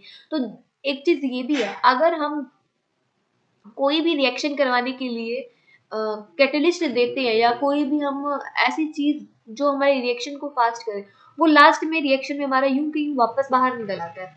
ऐसे जब हम कॉपर के सल्फाइड की रिएक्शन, कॉपर सल्फाइड की रिएक्शन जब हम ऑक्सीजन के साथ कराएंगे तो कॉपर ऑक्साइड बन जाएगा और सल्फर डाइऑक्साइड बाहर निकल जाएगी। और जब हम कॉपर ऑक्साइड लेंगे और इसकी Cu2S के साथ रिएक्शन कराएंगे तो हमारा क्या है, कॉपर हमारा बाहर निकल जाएगा और SO2 आउट हो जाएगी। ओके, अब नेक्स्ट क्या दे रखा है, जो हमारे मिडल ऑफ एक्टिविटी सीरीज में होते हैं इन्हें हम कैसे एक्सट्रैक्ट करते हैं। तो जो हमारे मिडल में होते हैं एक्टिविटी सीरीज के, जैसे आयरन, जिंक, लेड, कॉपर, और ये हमारे क्या होते हैं, मॉडरेटली रिएक्टिव होते हैं, इतने ज्यादा रिएक्टिव नहीं होते हैं। ये हमारे सल्फाइड और कार्बोनेट दोनों की फॉर्म में एग्जिस्ट करते हैं और इनका हमें क्या करना पड़ता है, रिडक्शन भी करना पड़ता है। तो अब ये बोल रहा है, the sulphide ore are converted into their oxide by heating strongly in presence of excess air. जब हम सल्फाइड और को कन्वर्ट कर दें ऑक्साइड में बाय हीटिंग स्ट्रॉन्गली, हीट करके उसको बहुत ज्यादा एक्सेस ऑफ एयर में, तो इस प्रोसेस को हम क्या बोलते हैं, रोस्टिंग बोलते हैं। और जो हमारे कार्बोनेट और होते हैं इनको हम क्या करें, चेंज कर दें ऑक्साइड में by heating strongly in limited air. Limited air में जब हम इसको ऑक्साइड ऑक्सीडेशन कर दें, ऑक्साइड के ओर को क्या करते हैं, हीट करते हैं, तो इस प्रोसेस को हम क्या बोलते हैं, कैल्सिनेशन बोलते हैं। The chemical reaction that take place during roasting and calcination, ऐसी प्रोसेस जब हम जो रोस्टिंग और कैल्सिनेशन के बीच में होती है जिंक की, उसको हमने यहाँ पर शो करा है। जैसे हमने ZnS ले लिया, इसकी रिएक्शन जब हमने O2 के साथ कराई तो हमारा क्या बना, 2ZnO प्लस 2SO2, मतलब जिंक का तो ऑक्साइड बन गया और हमारा SO2 बाहर। वैसे ही अब हमने कैल्सिनेशन किया, तो कैल्सिनेशन करने में हम क्या, हमारा क्या होता है, ZnSO3 लेंगे, इसको हीट किया तो हमारा ZnO बन गया और CO2 बन गया। आगे जो हमारा मेटल ऑक्साइड है इसको हम क्या करेंगे, रिड्यूस करेंगे। जैसे हमने क्या ले लिया यहाँ पर, कार्बन रिड्यूस करने के लिए, तो ZnO की रिएक्शन जब हमने कार्बन से कराई तो कार्बन मोनोऑक्साइड बाहर और जिंक का हमें बिल्कुल एग्जैक्ट प्योरेस्ट फॉर्म हमें देखने को मिल गई। ठीक है, you already familiar about the process of oxidation and reduction. Reduction और ऑक्सीडेशन को अपने फर्स्ट चैप्टर में पढ़ा, बहुत अच्छी तरह बताया था मैंने वहां। अभी क्या बोल रहा है, beside using carbon to reduce metal oxide of metal, sometime displacement reaction are also be used. अब हम जो ऊपर रिएक्शन पढ़ के आए थे चैप्टर सेकंड में, हम वहां पर क्या कर रहे थे, Zn की रिएक्शन जब हम FeSO4 कराते थे तो होता क्या था, हमारा ZnSO4 बनता था प्लस Fe हमारा बाहर निकल जाता था। क्यों, क्योंकि इसकी रिएक्टिविटी ज्यादा थी। अब अगर हम इससे भी रिएक्टिव मेटल ले ले तो हमारा क्या हो जाएगा, ये जिंक को डिस्प्लेस कर देगा, हमें यहाँ कार्बन लेने की जरूरत नहीं है। ओके, सो हमारा क्या होएगा, तो भी रिएक्शन प्रोसीड हो जाएगी। हमें क्या करना है, जनरली रिड्यूसिंग एजेंट देखना है कि कौन सा बेस्ट रिड्यूसिंग एजेंट है जिससे हम इसको रिड्यूस कर सकें। जैसे अब यहाँ हमने एक एग्जांपल लिया, जब हमने मैग्नीज ऑक्साइड की एल्यूमिनियम के साथ रिएक्शन कराई, मैग्नीज हमारा क्या होता है 25, इसका हमारा क्या होता है एटॉमिक नंबर होता है। एल्यूमिनियम के साथ जब इसकी रिएक्शन कराई तो हमारा Mn तो बन गया और Al2 का एल्यूमिनियम का ऑक्साइड बन गया और हमारी हीट बाहर निकल गई। Can you identify the substance that are getting oxidized and reduced? क्या आप इन सब्सटेंस के बारे में बता सकते हैं जो कि हमारे क्या हो रहे हैं, ऑक्सीडाइज हो रहे हैं और रिड्यूस हो रहे हैं? बिल्कुल, वी कैन आइडेंटिफाई दिस। और जो हमारी डिस्प्लेसमेंट रिएक्शन होती है ना, वो बहुत ज्यादा एक्सोथर्मिक होती है, जिसमें बहुत ज्यादा अमाउंट हमारी क्या होती है, रिलीज होती है हीट की।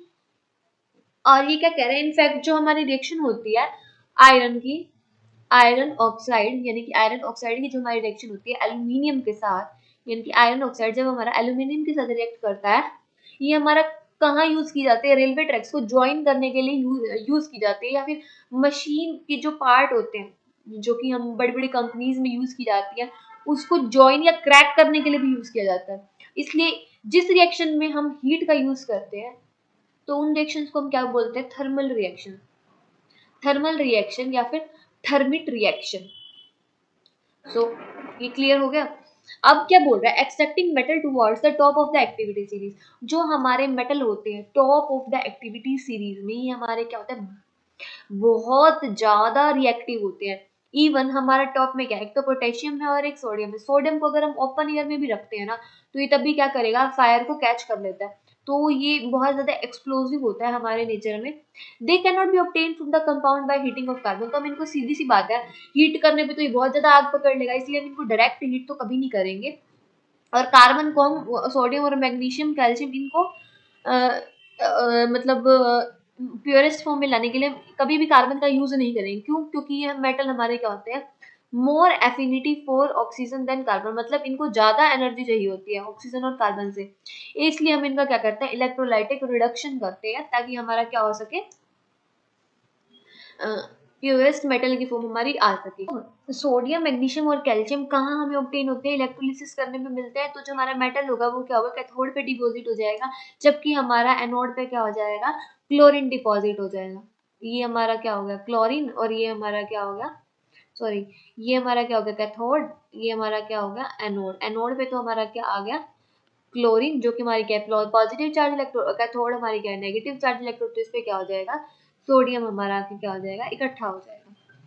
और नीचे क्या है, इसकी सिमिलरली एक रिएक्शन गिवन है हमें, और यहाँ पर इसका क्या हो रहा है, इलेक्ट्रोलाइटिक रिडक्शन हो रहा है। Now the question is, what is refining of metal? Metal की रिफाइनिंग अब क्या होती है? The metal produce by various reduction processes describe above are not very pure. तो जो हमें ऊपर वाली प्रोसेसेस बताई गई हैं, ज़रूरी नहीं है कि इससे मेटल हमें बिल्कुल प्योरेस्ट फॉर्म में मिलेगा। तो प्योर फॉर्म में लाने के बहुत सारे अलग मेथड भी, हम मेटल को अब क्या करेंगे, रिफाइन करेंगे। रिफाइनिंग मिल्स भी होती हैं। They contain impurities which must be remove to obtain pure metal.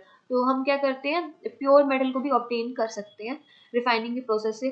तो जो मोस्ट वाइडली मेथड है यूज़ करने के लिए इम्प्योरिटीज जो हमारी प्रेजेंट होती है किसी भी एलिमेंट में, उसके लिए हम क्या करते हैं, इलेक्ट्रोलाइटिक रिफाइनिंग का यूज करते हैं। इलेक्ट्रोलाइटिक रिफाइनिंग में हमारा होता क्या है, एक हमारा होता है कैथोड, एक हमारा क्या होता है, एनोड। कैथोड पे हमारा होता है नेगेटिव चार्ज, एनोड पे हमारा क्या होता है, पॉजिटिव चार्ज होता है। अब सपोज हम क्या करते हैं, इसमें हम कॉपर सल्फेट का सॉल्यूशन ले लेते हैं, यानी कि हम CuSO4 का सॉल्यूशन ले लिया हमने। अब जब हमें पता है एनोड है ना, इस पे हमारी इम्प्योरिटीज इकट्ठी हो जाती है, जबकि जो हमारी कैथोड वाली स्ट्रिप होती है ना, इस पे जितना भी हमारा प्योर कॉपर होगा ना, प्योर कॉपर, वो आकर यहाँ पर इकट्ठा हो जाएगा। जब हम इसमें से इलेक्ट्रिक करंट पास करेंगे तो एनोड पे तो हमारी इम्प्योरिटीज इकट्ठी हो जाएंगी और कैथोड पे हमारी क्या हो जाएंगी, प्योर कॉपर आगे इकट्ठा हो जाएगा। इसमें अब सेम यही लिखा है, many metal such as copper, zinc, nickel, ये इनको हम इलेक्ट्रिकली क्या करते हैं, रिफाइनिंग करते हैं। तो जो हमारा इम्प्योर मेटल है वो एनोड भी इकट्ठा हो जाएगा और प्योर मेटल हमारा कैथोड भी इकट्ठा हो जाएगा, जब हम इसमें से क्या करेंगे, इलेक्ट्रिक करंट को क्या करेंगे, पास करेंगे। अब ये टर्म ऊपर कराई थी मैंने आपको कि मिनरल क्या होता है और क्या होता है, आप गैंगू क्या होता है। सो इन्हें मैं अभी नहीं बता रही हूँ। अब ये बोल रहा है name two metal which are found in nature in free state. तो फ्री स्टेट में हमें क्या मिलता है, एक तो हमें मिलता है गोल्ड और दूसरा हमें क्या मिलता है, प्लेटिनियम। ये दोनों हमें क्या है, फ्री स्टेट में नेचर में हमें क्या मिलते हैं। अब ये बोल रहा है what chemical process is used for obtaining a metal from its oxide, कि कौन सी प्रोसेस का हम क्या करते हैं, यूज करते हैं कि हम उसका मेटल को उसकी ऑक्साइड से क्या कर सकें, अलग कर सकें। तो एक तो हम क्या करते हैं, रिडक्शन को यूज करते हैं। जनरली हम रिडक्शन मेथड को यूज करते हैं ताकि मेटल को हम उसके ऑक्साइड से निकाल सके। जैसे अब हमें जिंक ऑक्साइड दिए तो हम क्या करेंगे, कार्बन से इसको क्या कर लेंगे, रिड्यूस कर लेंगे, तो हमारा क्या बन जाएगा, Zn बन जाएगा और कार्बन मोनोऑक्साइड हमारी क्या हो जाएगी, रिलीज हो जाएगी। ऐसे हम क्या कर सकते हैं, लेड ऑक्साइड को भी ले सकते हैं। तो Pb की जब हम रिएक्शन करेंगे कार्बन के साथ तो Pb बन जाएगा और हमारा कार्बन मोनोऑक्साइड क्या हो जाएगा, बाहर निकल जाएगा। सो ये हमारा था कि एक्सट्रैक्शन ऑफ मेटल हम कैसे करते हैं। Now we move towards next topic which is our corrosion. सो कोरोजन में क्या है, सो कोरोजन की डेफिनेशन क्या होगी, हमारी एक ऐसी प्रोसेस होती है जिसमें हमारा क्या होता है, मेटल जो सरफेस होता है वो अटैक किया जाता है किससे, जैसे कि एयर, वाटर, मॉइस्चर। सो इसकी डेफिनेशन क्या होगी, corrosion is the process by which a metal surface is attacked by a certain substance such as air और water is known as corrosion. So अभी क्या बोल रहा है कि you have learn the following about corrosion in chapter first. हम chapter first में भी पढ़ के आए कोरोजन कि सिल्वर हमारा क्या हो जाता है, ब्लैक हो जाता है जब हम इसको एयर में एक्सपोज करते हैं। क्यों, क्योंकि वो हमारा किसके साथ रिएक्ट कर जाता है, सल्फर इन द एयर, जो एयर में हमारा सल्फर प्रेजेंट है उससे, और इस पे सिल्वर सल्फाइड की क्या कर देते हैं, एक लेयर बना देते हैं। ऐसी जो हमारा कॉपर रिएक्ट करता है मॉइस्ट कार्बन डाइऑक्साइड के साथ और ये अपना शाइनी ब्राउन सरफेस को छोड़ के क्या बन जाता है, ग्रीन कलर में कोट हो जाता है। तो दिस ग्रीन सब्सटेंस को हम क्या बोलते हैं, कॉपर कार्बोनेट बोलते हैं। ऐसे ही हमारा आयरन भी होता है, आयरन को जब हम मॉइस्ट एयर में एक्सपोज करते हैं तो ये हमारा क्या हो जाता है, ब्राउन फ्लेकी सब्सटेंस में कन्वर्ट हो जाता है, जिसको हम क्या बोलते हैं, रस्ट। और ये रस्ट ही हमारा क्या होता है, रस्टिंग ऑफ आयरन होता है। ओके अब ये क्या बोल रहा है, आयरन का रस्ट हो जाना। ओके तो अब हमारी एक्टिविटी दे रखी है, हमारी एक्टिविटी क्या है 3.14। तो इस एक्टिविटी में क्या बोल रहे हैं, take 3 test tube and place clean iron nail in each of them. हमने क्या करना है, 3 टेस्ट ट्यूब लेनी है और इसमें क्या करना है, आयरन का नेल डालना है और इनको नाम दे दिया हमने A, B और C। ठीक है, अब ये बोल रहा है put some water in test tube A and cork it. इस पे हमने क्या करना है, वाटर डालना है और इसको कॉर्क लगा देना है ताकि हमारी बाहर से कोई भी इंटरेक्शन इसके अंदर वाले मॉलिक्यूल्स के साथ हो ना पाए। अब ये बोल रहा है सेकंड में कि पोर सम डिस्टिल्ड वाटर, सेकंड वाले में आपको क्या करना है, डिस्टिल्ड वाटर पुट करना है और 1 ml ऑयल को पुट करना है। तो जो ऑयल होगा ना अबव सरफेस पे हमारा वो क्या करेगा, फ्लोट करना स्टार्ट कर देगा। अब ये क्या बोल रहे हैं, थर्ड सिचुएशन में हमने एनहाइड्रस कैल्शियम क्लोराइड को डालना है सी में। तो जो एनहाइड्रस कैल्शियम क्लोराइड होगा ये मॉइस्चर को क्या कर लेगा, एब्जॉर्ब कर लेगा। If any form the air leave these test tube for a few days and then observe, इनको कुछ दिन के लिए हमें छोड़ना है। तो कुछ दिन में छोड़ने के बाद ये पूछ रहा है कि इन टेस्ट ट्यूब में क्या आपको चेंजेस देखने को मिलेंगे। तो कुछ दिनों बाद जो आयरन नेल होगा टेस्ट ट्यूब ए में, जो हमारा टेस्ट ट्यूब ए में होगा वो क्या होगा, रस्ट नहीं होगा। और जो हमारा टेस्ट ट्यूब बी में है, सो टेस्ट ट्यूब ए में हमारी क्या है, एयर भी है, मॉइस्चर यानी कि वाटर भी है, तो ये हमारा क्या हो जाएगा, रस्ट हो जाएगा। जबकि बी वाले में हमारी क्या है, ऑयल की लेयर है, जिसकी वजह से हमारा क्या होगा, ये उतना ज्यादा रस्ट नहीं हो पाएगा। और सी वाले में तो एनहाइड्रस कैल्शियम क्लोराइड है, तो ये भी हमारा क्या होगा, रस्ट नहीं होगा। We'll observe that iron nail rust in test tube A but do not rust test tube B and C. In the test tube A, कि जो हमारा टेस्ट ट्यूब ए में होगा ये हमारा क्या हुआ, इसको हमने बहुत एयर और वाटर में क्या करा, एक्सपोज करा। और बी वाले में हमने सिर्फ वाटर में करा क्योंकि ऑयल ने ऊपर कवरिंग दे दी थी, जिसकी वजह से वो एयर में क्या हुआ, रस्ट नहीं हो पाया। और टेस्ट ट्यूब सी क्या हुआ, सी भी हमारी एक्सपोज हो गई एयर में। सो what does this tell about the condition in which iron article rust? तो हमारी एयर और वाटर में हमारा क्या होता है, आयरन रस्ट हो जाता है। अब हमने रस्टिंग देख लिया, कोरोजन देख लिया। अब ये बोल रहा है how to prevent with corrosion, कि कोरोजन को हम प्रिवेंट कैसे कर सकते हैं। तो जर्नल मेथड हमारे क्या है, रस्ट होने से बचाने के लिए हम उस पर पेंट कर दें।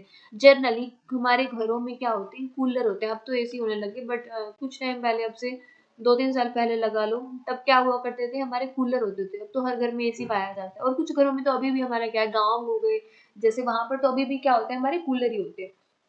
तो वहां पर क्या है, हमारा कूलर को पेंट करते हैं ताकि उस पर जंग ना लगे। क्यों, क्योंकि उसके वो बना किस चीज का होता है, आयरन का बना होता है। और जनरली गर्मियों में हम क्या करते हैं, उसमें पानी डालकर चलाते हैं, तो जिसकी वजह से हमारा क्या हो जाता है, हमें उसे पेंट करना पड़ता है। बट समहाउ अब क्या हो गया है कि अब हमारे प्लास्टिक के कूलर्स भी आ गए जो हमारे रूम को कूल करते हैं ताकि उनमें जंग ना लगे।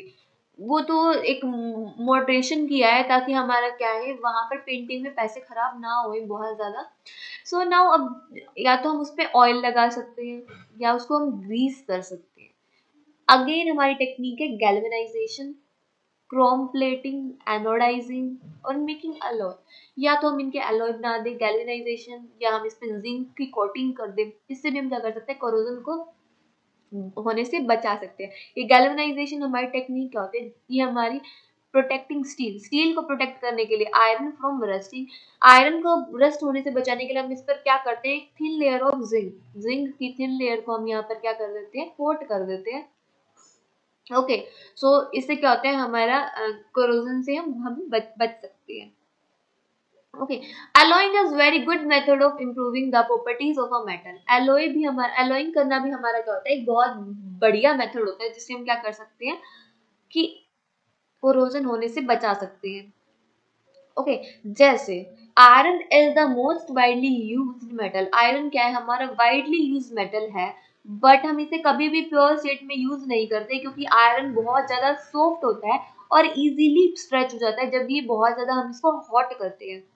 सो जब हम इसे बहुत ज्यादा हॉट कर देंगे, but if it is mixed with small amount of carbon, अगर हम इसे कार्बन की 0.05% मिक्स कर देंगे तो ये बहुत ज्यादा हार्ड और स्ट्रॉन्ग बन जाएगा। और जब अगर हम इसे निकल और क्रोमियम के साथ मिक्स कर देंगे तो ये हमारा क्या बना देगा, स्टेनलेस स्टील बना देगा, जो हमारा बहुत ज्यादा हार्ड होता है और इसे रस्ट इजीली नहीं किया जा सकता। So iron is mixed with some other substance, iron को हम क्या करते हैं, किसी डिफरेंट सब्सटेंस के साथ भी मिक्स कर सकते हैं, इट्स प्रॉपर्टी चेंज, और उसकी प्रॉपर्टी को चेंज कर सकते हैं। सो जो हमारी प्रॉपर्टी है मेटल की वो हमारी क्या हो जाएगी, चेंज हो जाएगी। अब ये बोल रहा है the substance added may be metal और अननोन मेटल, जो सब्सटेंस हम ऐड करते हैं वो हमारा मेटल भी हो सकता है और नॉन मेटल भी हो सकता है। And alloy is a homogeneous mixture of two or more metal. अब ये होमोजेनियस क्या होता है? होमोजीनियस, होमो मतलब सेम, सेम होमोजीनियस मिक्सचर क्या होता है? अब सपोज मैंने एक बीकर लिया, इसमें मैंने वाटर लिया और मैंने इसमें शुगर के पार्टिकल डिसॉल्व कर दिए। शुगर के पार्टिकल डिसॉल्व होने के बाद हम ये नहीं बता सकते थ्रू आउट इसकी कॉम्पोजिशन क्या है, सेम है। डिसॉल्व होने के बाद हम ये नहीं बता सकते कि इसके अंदर शुगर डिसॉल्व है, नहीं बता सकते। तो थ्रू आउट इसकी कॉम्पोजिशन सेम है ना, तो इस ऐसे ही मिक्सचर को हम क्या बोलते हैं? Homogeneous mixture. जैसे हम एक और एग्जांपल लेते हैं, हमने ले लिया वाटर, वाटर के अंदर हमने क्या डिसॉल्व कर दिया? सोल्ट, यानी कि हमने ले लिया NaCl।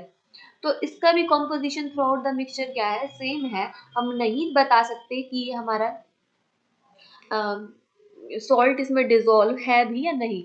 इट इज प्रिपेयर्ड, अभी बोला, an alloy is a homogeneous mixture of two or more metal.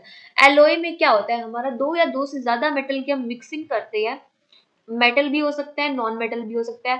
पहले इसको हम प्राइमरी मेटल से हम बनाकर देखते हैं, फिर इनकी डेफिनेट जो प्रोपोर्शन होती है उससे इसको बनाएंगे। और एक जैसे बोलते हैं ना कि सैंपल को तैयार करते हैं, वैसे इसका क्या करते हैं? सैंपल एक तैयार करते हैं और इसे कोल्ड करके देखते हैं रूम टेम्परेचर पे। अगर वो वर्क करता है तो हम उस चीज में आगे प्रोसीड करते हैं। Now pure gold known as 24 karat gold is very soft। अब जो हमारा 24 कैरेट गोल्ड है ये बहुत ज्यादा सॉफ्ट है। इसका अंदाजा हम कैसे लगा सकते हैं? जो चेन होती है गले में हम पहनते हैं चेन, वो बहुत ज्यादा सॉफ्ट होती है क्योंकि उसमें मिक्सिंग थोड़ी सी कम होती है। बट जो हम ईयर में बालियां पहनते हैं, इयररिंग्स पहनते हैं, वो थोड़ी सी हार्ड होती है। क्यों? क्योंकि उसमें हमारी क्या होती है? कॉपर की मिक्सिंग की गई होती है। Therefore not suitable for making jewellery. तो इसीलिए जो 24 कैरेट गोल्ड होता है इसको ज्वेलरी बनाने के लिए बिल्कुल भी यूज नहीं किया जाता। इसके अंदर हम सिल्वर और कॉपर की मिक्सिंग करते हैं ताकि हम इसे थोड़ा सा हार्ड बना पाए। तो जो जनरली इंडिया में है वो हम 22 कैरेट का गोल्ड यूज करते हैं, जिससे हम क्या कर सके? ऑर्नामेंट्स बना सके। और जो 22 पार्ट्स होते हैं गोल्ड के, उनमें हम 2 पार्ट्स कॉपर और सिल्वर के क्या करते हैं? मिक्स करते हैं।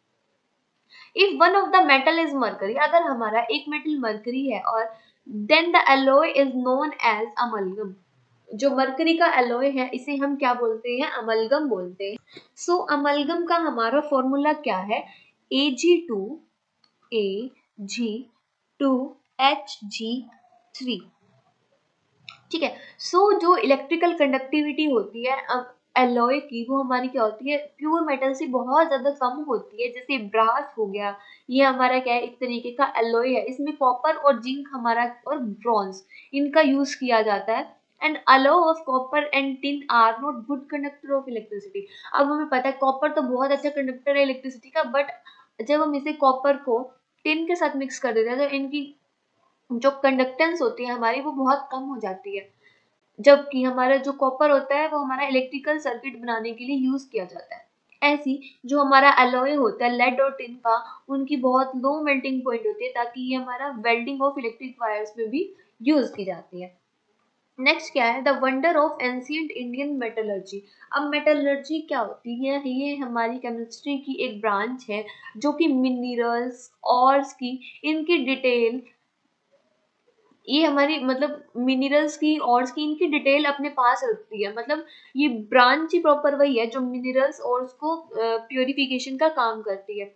The iron pillar near the Qutub Minar in Delhi was built more than 1600 years ago by the iron workers of India। कि जो हमारा कुतुब मीनार में जो हमारे आयरन के पिलर्स यूज किए गए थे वो 1600 years पुराने थे और इनको आयरन वर्कर्स के द्वारा बनाया गया था।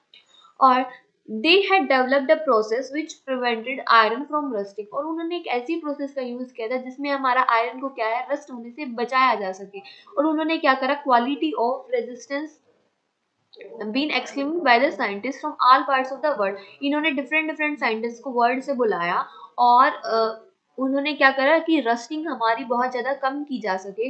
ऐसी चीजों का, ऐसी टेक्निक्स का इन्होंने क्या करा? यूज किया था। तो जो आयरन पिलर है ये हमारा क्या है? 8 मीटर हाई है और इसका वेट क्या है? 6 टोन है, यानी कि 6000 kg हुआ इसका weight. Okay, now we have questions that so first question क्या कह रहा है, मेटालिक ऑक्साइड दिए हुए हैं हमें जिंक के, मैग्नीशियम के, कॉपर को। अब इनको हमने क्या करा है, हीट करा है। In which case you find displacement reaction taking place, मतलब जिसकी रिएक्टिविटी ज्यादा होगी उसी में ही डिस्प्लेसमेंट होगा। सो जिंक, मैग्नीशियम और कॉपर में से इन सब में से कौन ज्यादा रिएक्टिव है? तो ऑब्वियसली हमारा क्या है, इसमें मैग्नीशियम क्या है, सबसे ज्यादा रिएक्टिव है। तो मैग्नीशियम हमारा क्या है, डिस्प्लेसमेंट रिएक्शन शो करेगा। डिस्प्लेसमेंट रिएक्शन जिंक के साथ शो करेगा। अगर हमें मैग्नीशियम ऑक्साइड गिवन है तो ये जिंक के साथ रिएक्शन शो करेगा नॉट, क्योंकि जिंक की हमारी रिएक्टिविटी क्या है, बहुत कम है मैग्नीशियम के कंपेयर में। मैग्नीशियम के साथ मैग्नीशियम थोड़े चेंज होगा, तो ये भी क्रॉस। कॉपर की रिएक्टिविटी तो बहुत कम है, तो ये बिल्कुल रिएक्ट नहीं करेगा। ऐसे ही कॉपर ऑक्साइड को जब हमने जिंक के साथ रिएक्शन कराई तो हम क्या, हमारी रिएक्शन होगी डिस्प्लेसमेंट रिएक्शन, ऑब्वियसली बिल्कुल होगी, क्योंकि जिंक की रिएक्टिविटी ज्यादा है। ऐसी मैग्नीशियम की रिएक्टिविटी भी हमारी क्या ज्यादा है, तो यहाँ पर भी डिस्प्लेसमेंट रिएक्शन होगा। कॉपर की रिएक्टिविटी हमारी कम है, तो यहाँ पर कोई भी रिएक्शन नहीं होगी। In which case do you found displacement reaction taking place, तो ये हमारा हो गया। नेक्स्ट क्वेश्चन है कि which metal do not corrode easily, ऐसी कौन सी मेटल है जो इजिली करोड नहीं होते हैं? तो हमारा गोल्ड है और हमारा प्लेटिनियम है। ये हमारे ऐसे मेटल हैं जो इजीली कोरोड नहीं होते हैं। Now what are alloys, alloy क्या होते हैं? जो हमारे मिक्सचर, होमोजेनियस मिक्सचर हो दो या दो से ज्यादा मेटल के, उनको हम क्या बोलते हैं, एलोय बोलते हैं। इसमें हमारा मेटल भी हो सकता है और हमारा नॉन मेटल भी हो सकता है। सो आई होप आपको चैप्टर समझ आ गया होगा। थर्ड चैप्टर यहीं पर खत्म होता है और कंप्लीट हो गया। अगर आपको वीडियो अच्छी लगी है तो इसे ज़्यादा से ज़्यादा अपने फ्रेंड्स को शेयर करें, और पसंद आए तो लाइक करें, और चैनल को सब्सक्राइब करें और कमेंट करें। Thank you so much for watching.